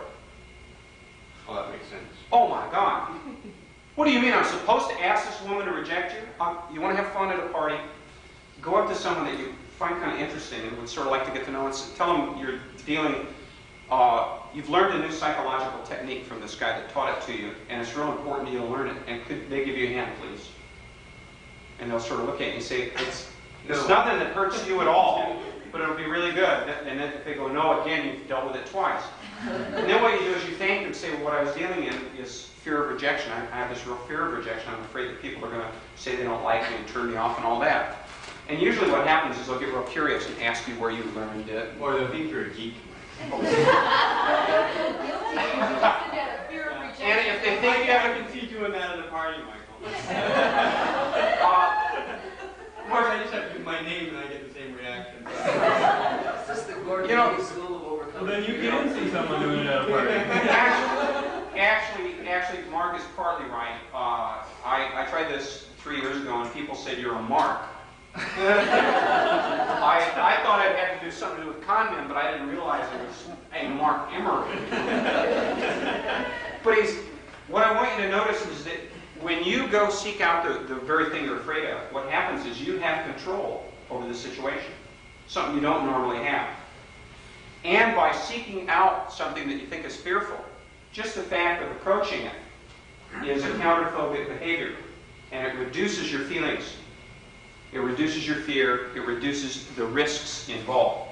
It is not an all-purpose cure forever, but you'll find that your fear of dealing with new people and new situations, your fear of rejection, and fear of failure actually go down as a consequence. First him, then you. Yes. Yeah, I worked for Gordon Liddy. He did a novel. He was afraid of thunder, and he lashed himself up to a tree during a thunderstorm. He was afraid of rats also. And he caught one and barbecued one and ate it. Or the rat technique, that's the third technique. But he's correct, yes. Yeah, none of this is that far-fetched. It sounds a little absurd to go and look forward to rejection, but I used to have a tremendous fear of elevators. I mean, such that even up till 3 years ago, I remember I went to the Northern Light Tower and I had to go to the lofts on the top floor, and I actually had to ask a secretary going up there to hold my hand because I was sweating so terribly.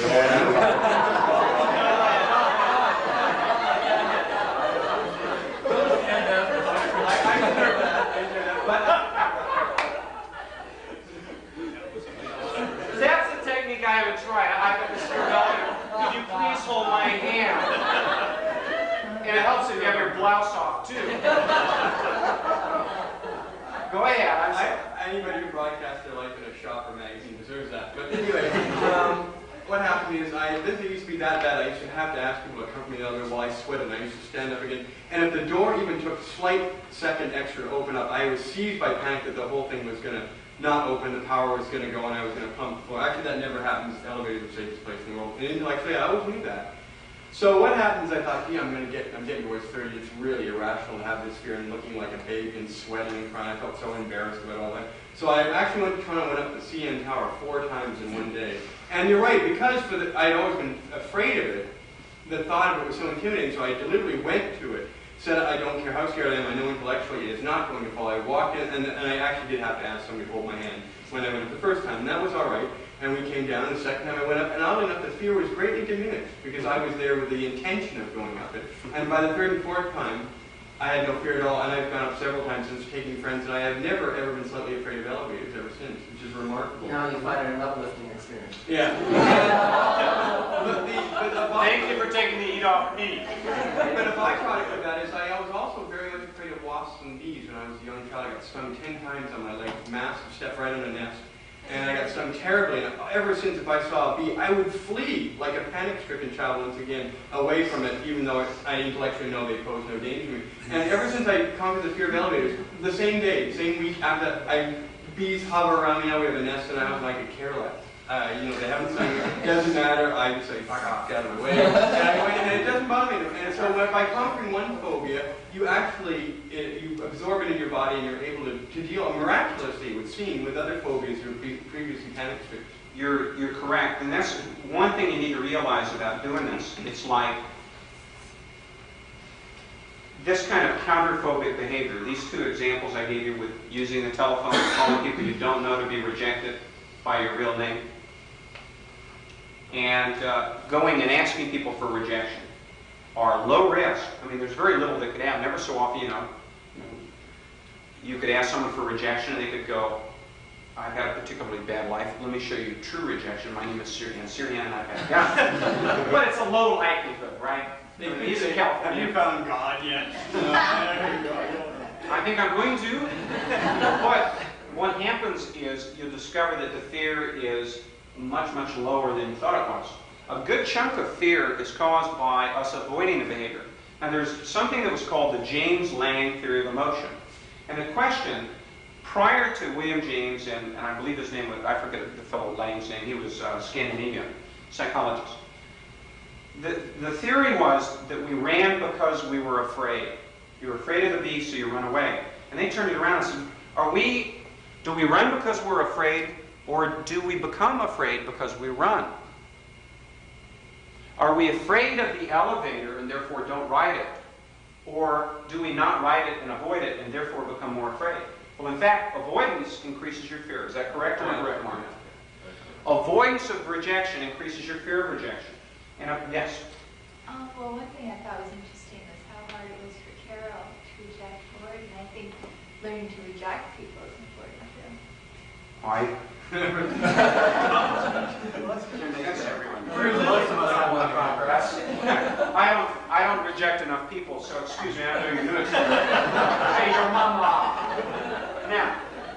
Now, let me tell you. That's probably unique to Lily, though. Yeah. Lily loves everybody. She could reject a few, Well, that's true. Would you please reject Mark? No, that would be a normal experience. Now, what's interesting about the fear of rejection is there's a converse side to it, and I didn't mention it at all. Most people that cannot handle rejection can't handle acceptance either. Write that down. It's too obvious. People who can't handle rejection can't handle acceptance either.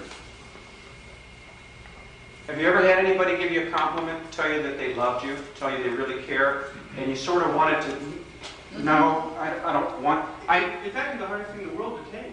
Sure it is. Because an argument's a lot more fun. If someone comes up, you're a real asshole. I'm going to say, oh, you're really, what do you think? But when somebody, and I meet old ladies all the time, says, I saw you on TV, you were so good. All I end up saying is, well, thank you very much, that's really nice of you to say so. But what else do you say? There's, give me money, I could, I suppose. No, but I asked them to go into detail. It cuts the, yeah, I suppose, but it cuts. Could you tell me what it was especially that you liked about me? I should. I'm usually embarrassed, though. Whenever No. I say something nice about me, Try that. That's the acceptance exercise, flip side. I'm doing a survey, tell me you like me.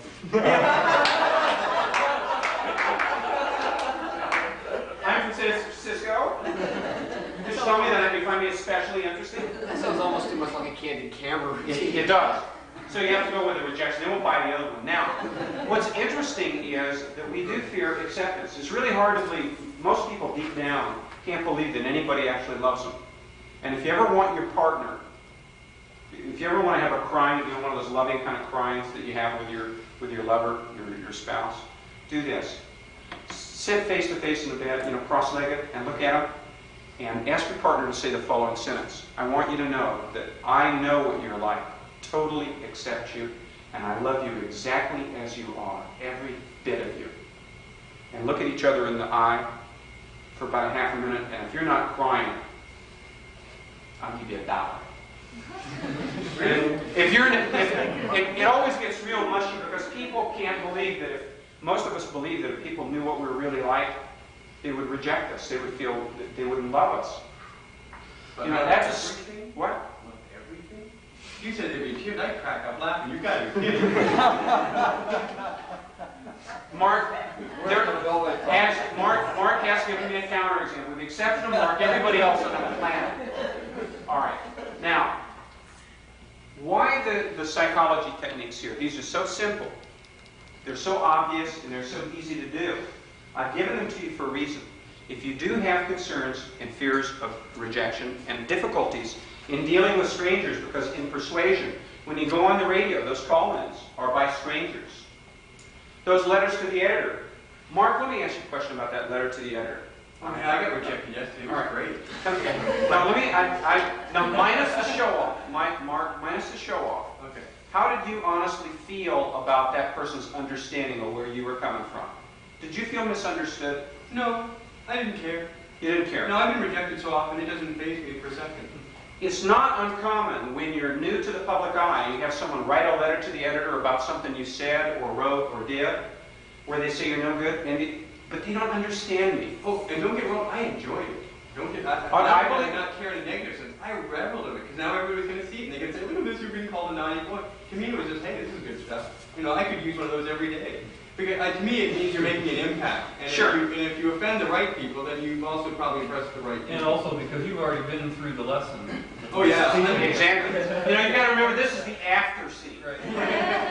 You know, we're talking about a guy that discusses his sexual activities in intimate detail over a loudspeaker at Kmart. You like that?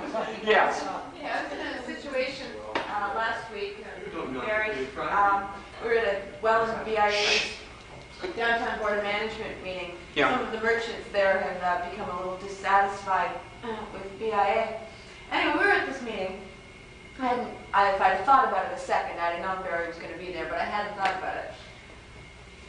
I went and I asked 3 questions, and I was making a point to not be combative in my questions, because I'm not a member of the Downtown Board of Management. I don't own the store down there.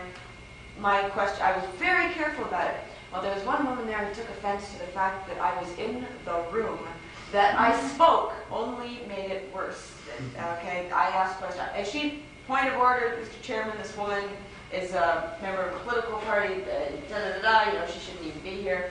And I said, hey, you know, I'm a member, I'm not a representative. I'm here as a private individual. But I spoke to her later. What bothered me was not that she objected, and she's perfectly entitled to object, but the fact that she objected to my presence, that she misinterpreted me, that's what really bothered me. And I found myself standing there trying to make this woman understand that I was being so careful not to offend anybody. I just wanted clarification. And I realized later that she'd obviously already made up her mind, and what did it really matter? But there I was, you know, not... Same feeling, right? I wasn't trying to change her interpretation of what I did. Yes, I hold the Freedom Party's opinion a whole bit, but I didn't break the rules. That was the political party people weren't supposed to make presentations. I didn't. I asked 3 questions, but you know, I didn't break the rules. That was important to me that she understand that. In the price of rejection, you got huge press coverage on me, and I chose in the most amazing manner. By asking 3 questions, I had an article written up about 20 square inches. So 3 questions can get you a lot of ink. You know, obviously if you're in the right place at the right time with the right questions. So it was worth the intimidation she went through. Mark has always been willing to suffer the misfortunes of others. Something he can live with. Now, what's interesting is that even though intellectually we know rejection won't hurt us, even though mentally and conceptually we realize and understand and are fully cognizant and hold a context of ultimate reality, it still hurts emotionally because we haven't overcome it. We haven't done the elevator ride that Mark did, or haven't been rejected enough to have it sink in that it doesn't hurt. Rejection won't hurt you. I don't have to love you to be able to work with you. I don't have to love you to be able to work with you. I don't have to fully accept you to be able to work with you. I don't have to agree with everything you say to be able to work with you. And that's totally okay. You don't have to be accepted. You can be rejected and still function very, very well. As evidence, I offer Mark's lifestyle. Think about it a second. Now, I'll tell you why I like Mark. One thing I really admire about Mark is you know what you're getting. He is straight up, and what you see is what you get. There's no bullshit. It's all real. Whether you agree or disagree, whether you think he's a flake or whether you think he's a whole snowdrift. You knew, Mark, you knew when you were coming into that relationship, friendship, that store, exactly where he was and what he was coming from. And there's no con and no lie and no deception. It's all honest. It's amazingly, completely honest. But even with that, there are some people that don't like it and reject him as a person. And that's totally okay. He's had to deal with that because that's the way he wants to live. He chooses to live openly and honestly in his way. And that's a legitimate, good choice. The thing I like about it is the fact that he knows right up front who really likes him. Because there's no con. They don't like the image. They got to like him. They got to like him to be able to come in the store. They got to like him to want to be his friend. There's no image they fell in love with. There's no con they fell in love with. There's no phony front. No, oh my God, I didn't realize you were a sex pervert. Everybody knows I'm a sex pervert. It's in the newspapers. And it's not a perversion. I call it a lifestyle. And if you were alive from the waist down, you also would have a lifestyle. And I mean that with respect, ma'am. Anyway, the thing I like about that is he's going to get rejection, but he's also going to get acceptance from his kind of people. And he's going to, people who like him and his values, or tolerate him, or accept him, will know exactly what they're getting. They will accept and tolerate who he is, just based on that. And I find that interesting because I would be willing to bet that as a consequence of that, Mark actually gets less rejection and has less fear of it than a lot of us do. Because as soon as people get through your BS and they find out what you really like, if they were in love with the phony image, now guess what they're going to do? Reject you. Now you got time invested. Better they reject you up front before you get to know them. Right? Real shit is better than bullshit? That's true. Let me tell you what. I worked for Phyllis Diller for a while. I wrote for her. And Phyllis Diller said something interesting. She said, you know, Michael, I knew early in my career I was going to have to eat shit. Right? In order to be a success as a comedian. She became a woman comedian during the 50s, and there weren't any. And she says, here's my lesson in life I learned. If you've got to eat shit, don't take small bites. And as evidence, I offer her lifestyle and Mark's, because it works. Yes. Is there a difference between fear of rejection and fear of being rejected for the wrong reasons, or am I making an artificial difference there? See, I sold vacuum cleaners for 2.5 years, so filter-free vacuum cleaners. Okay, I had doors slammed in my face, I was bodily thrown out of houses, I had guard dogs sicked on me, I had a gun pointed at me once. The simple word no doesn't frighten me in the slightest anymore. I don't know why. By comparison, it's got to look like a kiss from God. Yeah. But if somebody's going to reject me, I'd like them to do it for the, I don't want to be rejected because of something they think I said when that's not what I said. Like, no, this is what I said. Now that you understand it. What, are you laying conditions on rejection? No. If you want to be able to reject me, you've got to follow the rules. Let me explain to you. You've got to reject me for the right reason, and know who I am, and know what I'm really coming from. People can reject you for any goddamn reason they want. Yeah, the distinction you're making is you want to say, this kind of rejection I've dealt with, this kind I haven't. Let me tell you, it's all the same thing. You want to be rejected on principle. You just haven't dealt with the other kind of That rejection. woman kept insisting that I was representing the party. Okay, and they had asked people representing political parties not to speak, which means I broke the rules. Okay, so she wants to object to my being present because I don't belong to the downtown board. That's great. Oh, that's all right to have that kind of disagreement. If I were her, I would pretend you were representing the party just to screw with you. Yeah, that's she may have. Right? Sure it is. I mean, look, I know scams when I see them, and I know politicians. Just remember something about politicians. If they say good morning, go outside and check. Yes? I think there is a distinction here. I think that you're talking about two separate factors. One of them being actual rejection, and another one is frustration with somebody's stupidity.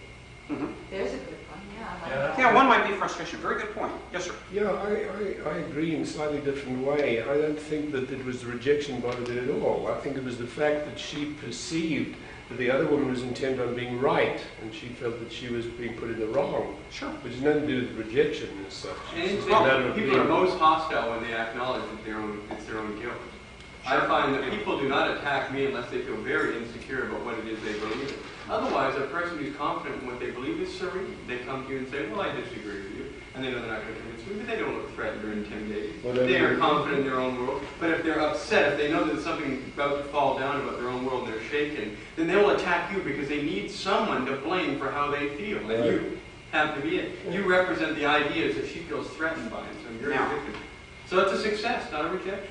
You all have to know what you're doing. Actually, when you do That's these... true. I'm glad you said that, because that was a compliment she got. Yeah, that's true. I have had that very same thing happen to me so many times that I wasn't entitled to an opinion in a certain forum just simply because of this name Freedom Party attached to me. It's amazing. It's the last line of defense that someone has against you, and you have to recognize it as that. You beat them already. And all they're doing is taking that step back from you, too. Sure. You know? And I always consider it a compliment.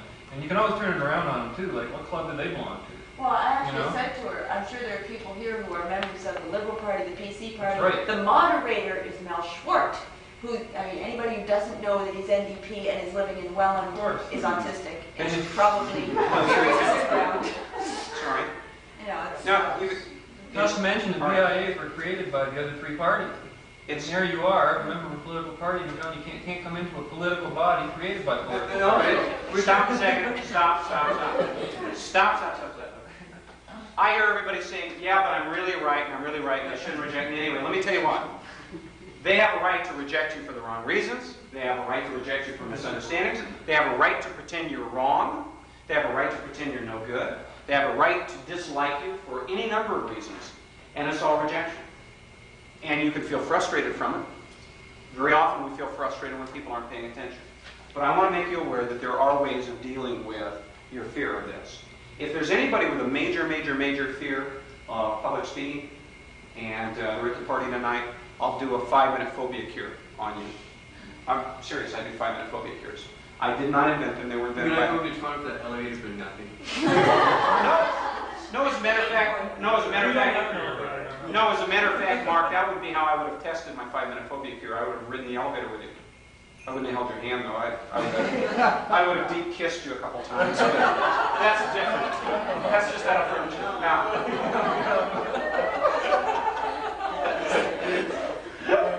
that would have cured him. He would have seen a fake Yes. I have a remark on what Mark said about laughing, in that very intimate situation he would laugh. I think that is totally in agreement with the fact that he lives in a totally open manner. Sure. That to him it would seem absurd to even contemplate the issue.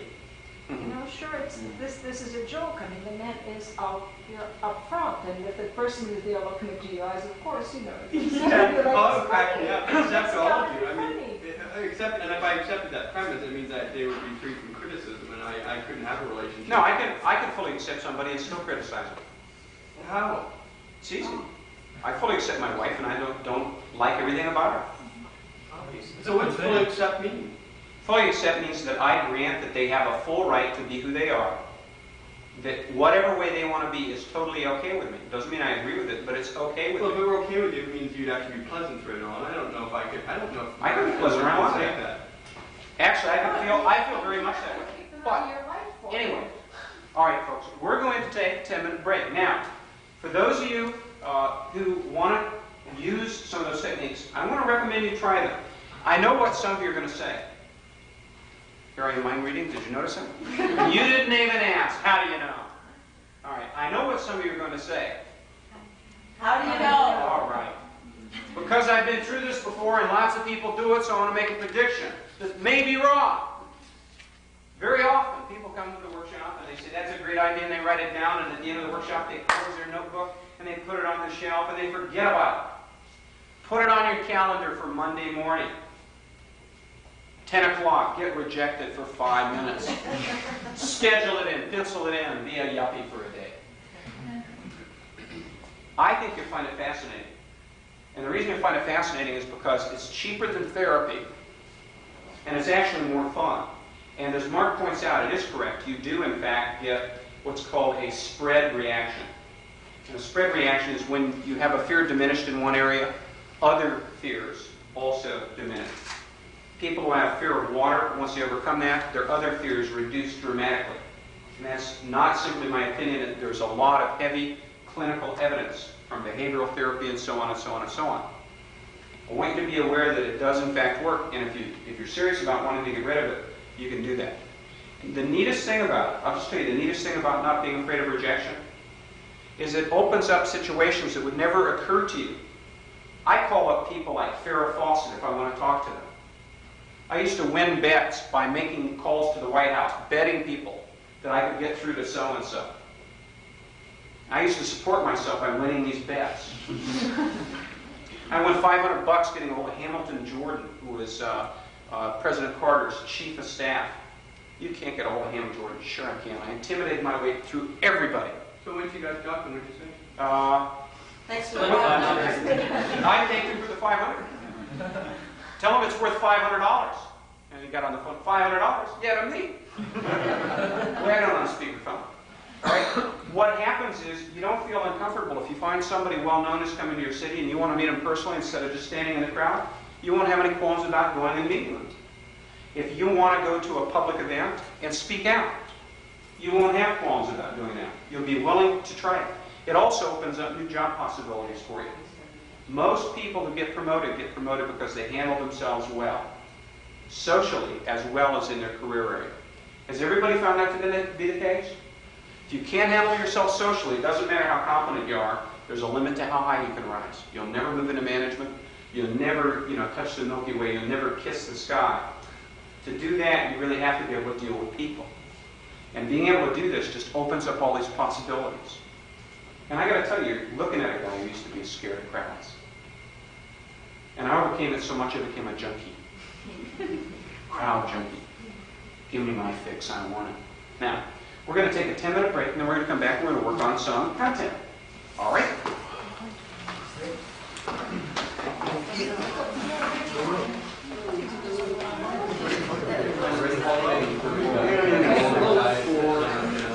Okay. Now, a joke for all you Evelyn Wood graduates. Oh, I'm sorry. How about a joke for you psychics? Oh, I knew you'd get it. Oh, come on, guys. Get real. Frightening to think that these people are actually getting away with this stuff, isn't it? Shirley MacLaine. You know what? I find that a good litmus test. When someone says, I think Shirley MacLaine is a really right-on woman, I immediately write them off my social calendar as someone that I need to know. I write, brain damaged,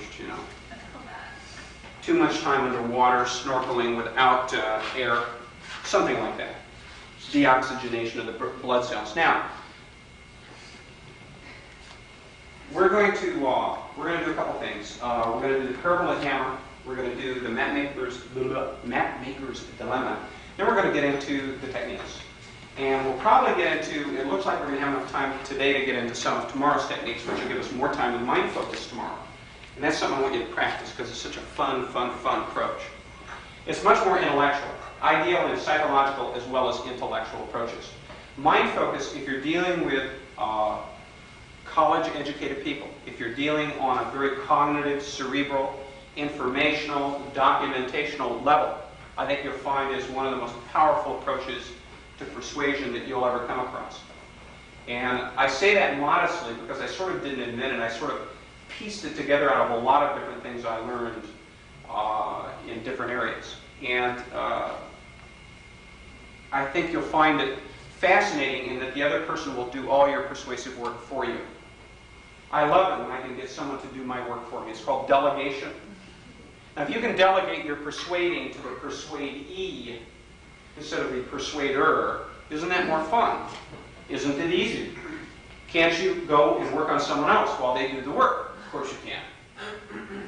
So, first thing we're going to do is what I call the parable of the hammer. Now, as you know, I am addicted to stories. I love stories.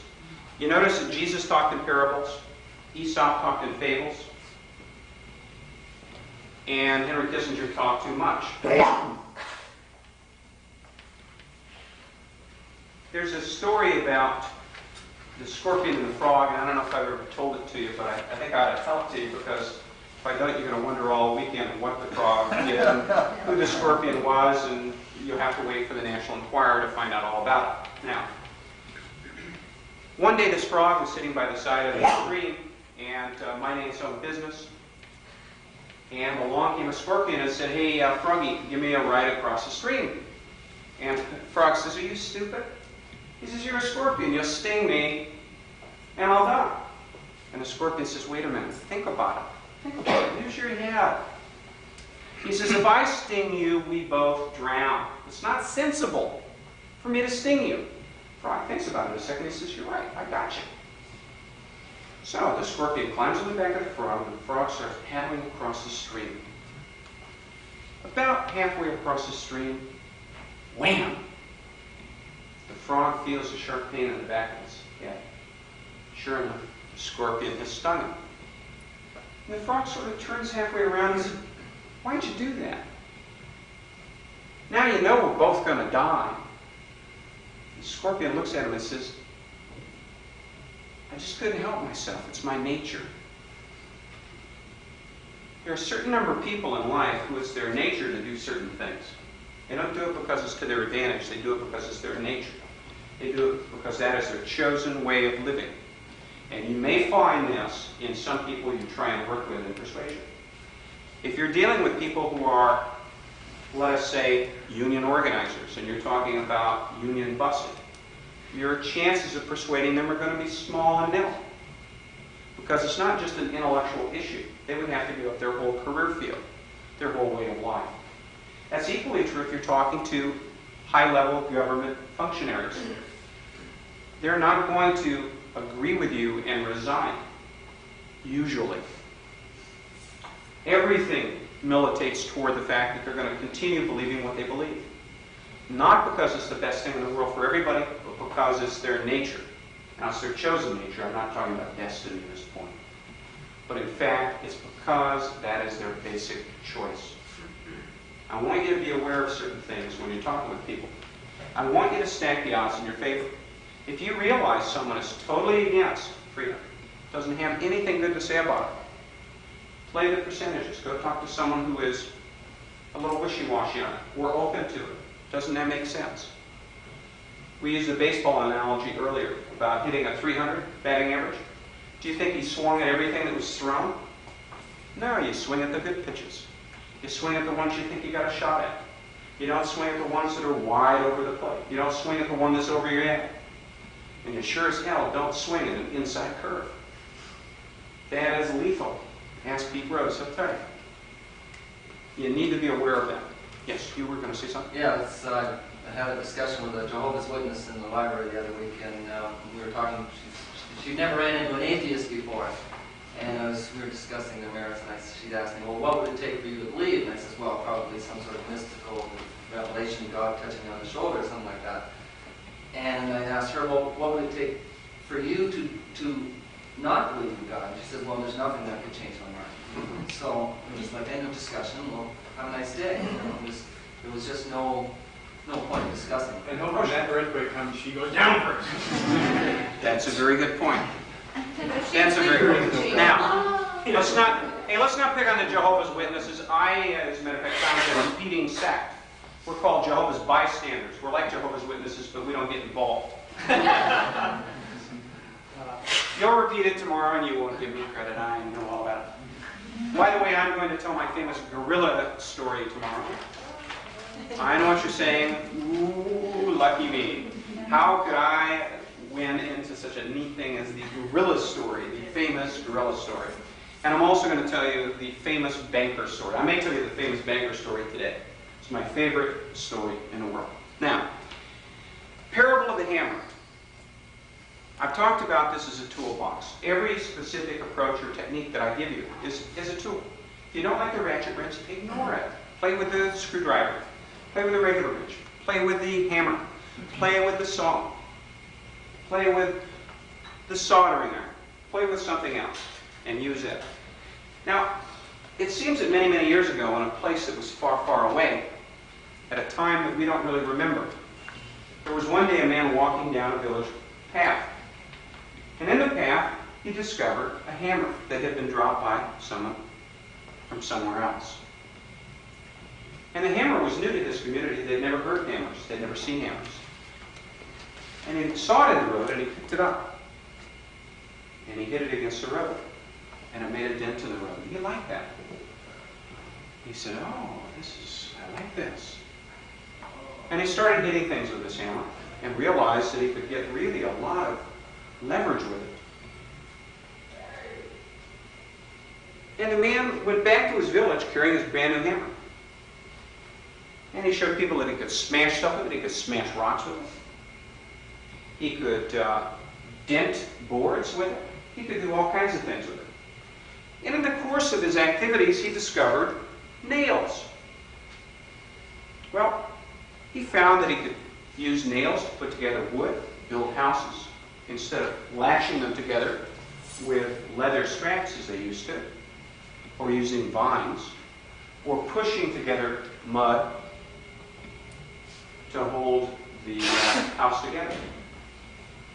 And the man began doing a number of things with the hammer and the nails, and his friends were very impressed. As a matter of fact, they were so impressed with this hammer that they each wanted a hammer just like his. But he said, this is a very special hammer, and only I know how to build it, so I'll build you one. Give me money. So he took their money and he built them hammers, and they began to hammer. And of course, they used his nails, because his nails were the only kind of nails that hammers really worked on. He said so, and he wouldn't lie to them. This man, after all, was the keeper of the hammers. And in the course of teaching the men how to use the hammers and the nails, and the children and the other people in the village, they began to realize all the great things they could do. They could put together houses. They could make boxes. They could do boats. And they started developing a philosophy of a hammer. Now, of course, hammers are very important to make. You had to have religious oaths set over the hammers so that they would work properly. And then, of course, for the important jobs, they built bigger hammers. They called them sledgehammers. And smaller hammers to do the smaller work. And then they developed something they called a pointed hammer. That was a pick. They used that for digging. And then they had a sharp hammer, and that was an axe. They used that for cutting. And everybody in the village developed their philosophy of the hammer, and they realized the hammer was the only tool, the best tool, and the only tool they had ever needed. And so they hammered together boards, and they hammered together boxes, and they hammered together boats. And they cut down trees with the sharp hammers, and they dug holes with the pointed hammers. And hammers were the important tool, and everybody had to use a hammer in that town. And everybody realized the hammer was the important breakthrough in civilization. And so everybody had a hammer. And everybody dug and cut and hammered. And they developed a whole set of rituals around the hammer, because you couldn't just do any kind of hammering. And in the course of their hammering, they realized that if something didn't work, you hit it harder. If that nail didn't go in, you hit it again and again and again and again and again. If the tree didn't fall down, you whacked at it again and again and again with a sharp hammer.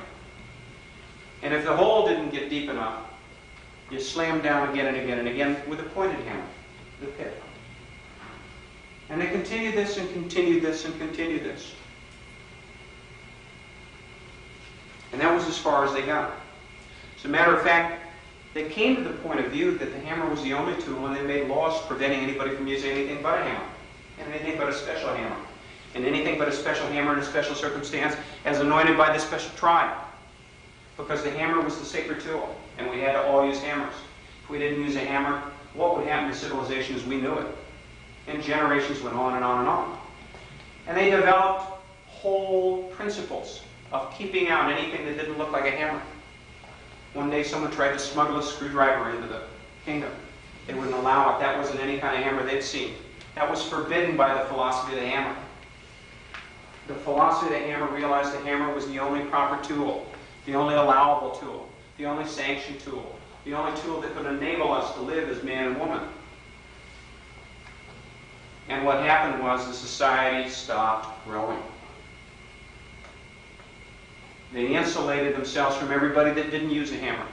And God forbid if you didn't use a hammer, or you used something different than a hammer, because it proved you were an infidel and irreligious, and you were evil in the sight of God, and certainly you had committed heresy against the philosophy of the hammer. And what happened was their society stopped growing. And societies around them continued to evolve, and continued to grow new tools, and develop, and do new things.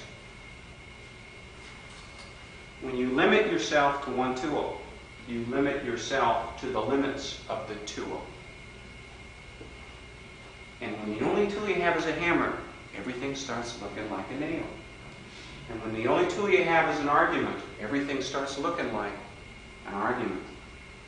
And when the only tool you have is evidence, every encounter looks like it needs more evidence. And when the only tool you have is confrontation, proving they're wrong, showing them you're right, dumping the evidence on them, I'll bury you in evidence, then you'll see the light. No, they won't. They'll be in the dark.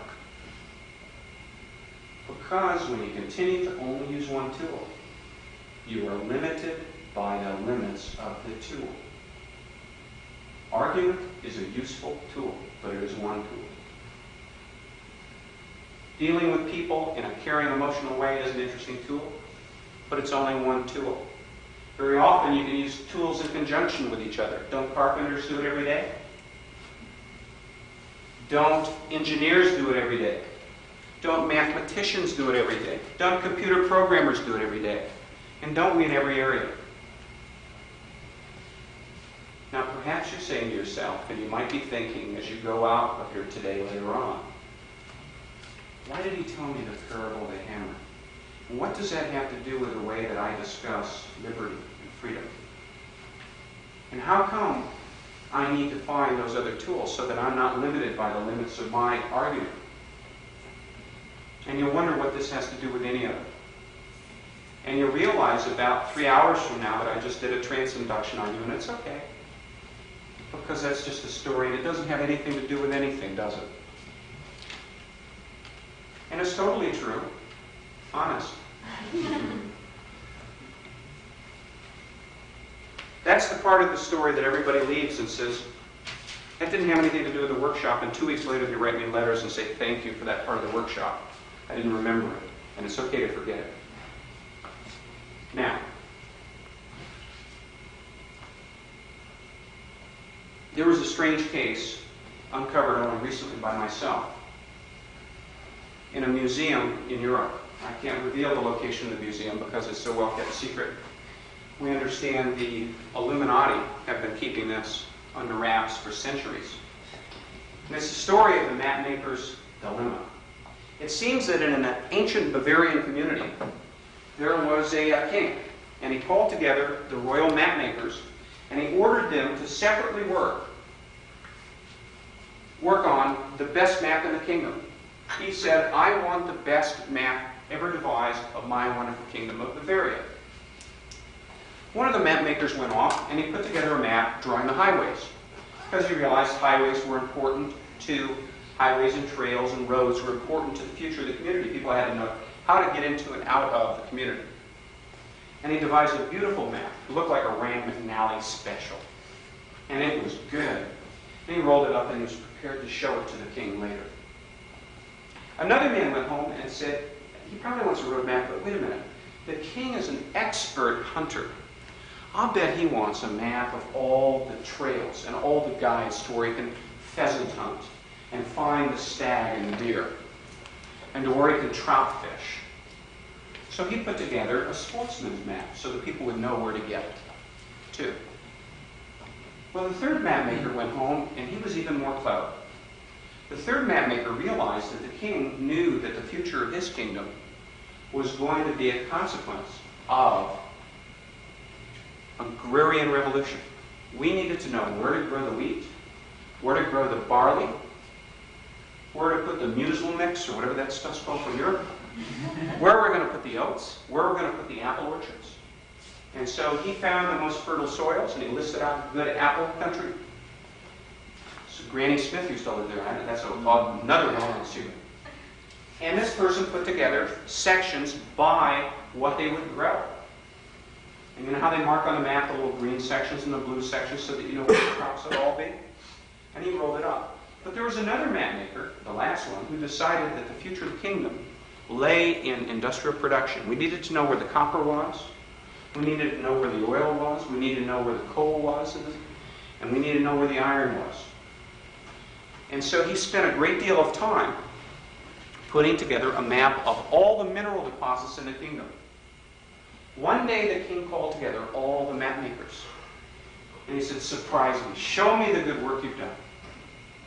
And so all the men unveiled their maps. The first man showed him the highways. And the king said, that's nice, but it's wrong. The second man unveiled his. And it showed all the hunting areas. And the king says, that's nice, but it's wrong. The third man showed him all the grains, showed him the areas where the growth could occur. And the king said, that's nice, but it's wrong. And the fourth showed him all the mineral deposits. And the king said, that's nice, but that's wrong too. Don't any of you know how to make a real map? And finally, his royal advisor asked, as only a royal advisor can, Your Highness, what exactly did you want the map to portray? And the king said, surely you must realize that I've chosen boating as a new way of life in our kingdom, and I need to know where all the rivers and streams are. Now, the question that arose, and this is debated by religious authorities, is, which of those four maps was the true map? Does anybody know?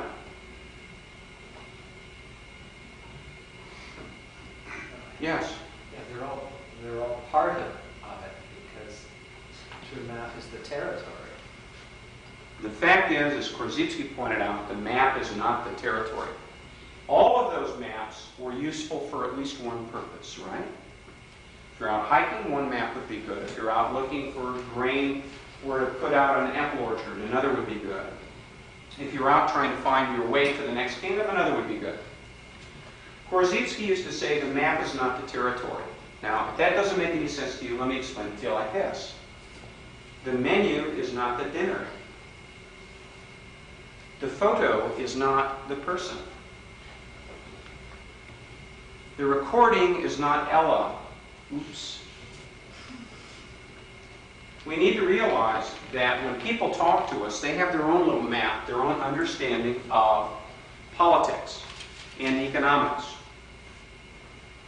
They have their own mental frame of reference when they understand unemployment. The socialist has a point of view. The Marxist has a point of view. The feminist has a point of view. As does the conservative, as does the freedom advocate. None of our maps is the, quote, correct map, because none of them is complete. All of them are good for some things, and some of them are good for nothing. But let's not mistake when we're discussing politics the map for the territory. Let us not mistake our language about liberty for the facts of liberty. It's not at all uncommon to have people debate the real meaning of the word freedom, the real meaning of the word equality, the real meaning of the word decency, or indecency for that matter. We find that when we start arguing about the words instead of reality, we lose track of the important issues. We don't want to argue about the map. We don't want to argue about the theory. We want to argue about the reality behind it. That's what we're talking about. We want to change in reality. I had a friend of mine who used to argue that Russia had a free country, only it was a different kind of freedom than we have in the States and Canada. These people are free from losing a job. They are free from unemployment. They are free from fear of their future. They are free from the risks inherent in a capitalist economy. Those two guys that throw people out. And I had a theory that the kind of freedom these people have is also enjoyed by people in North America.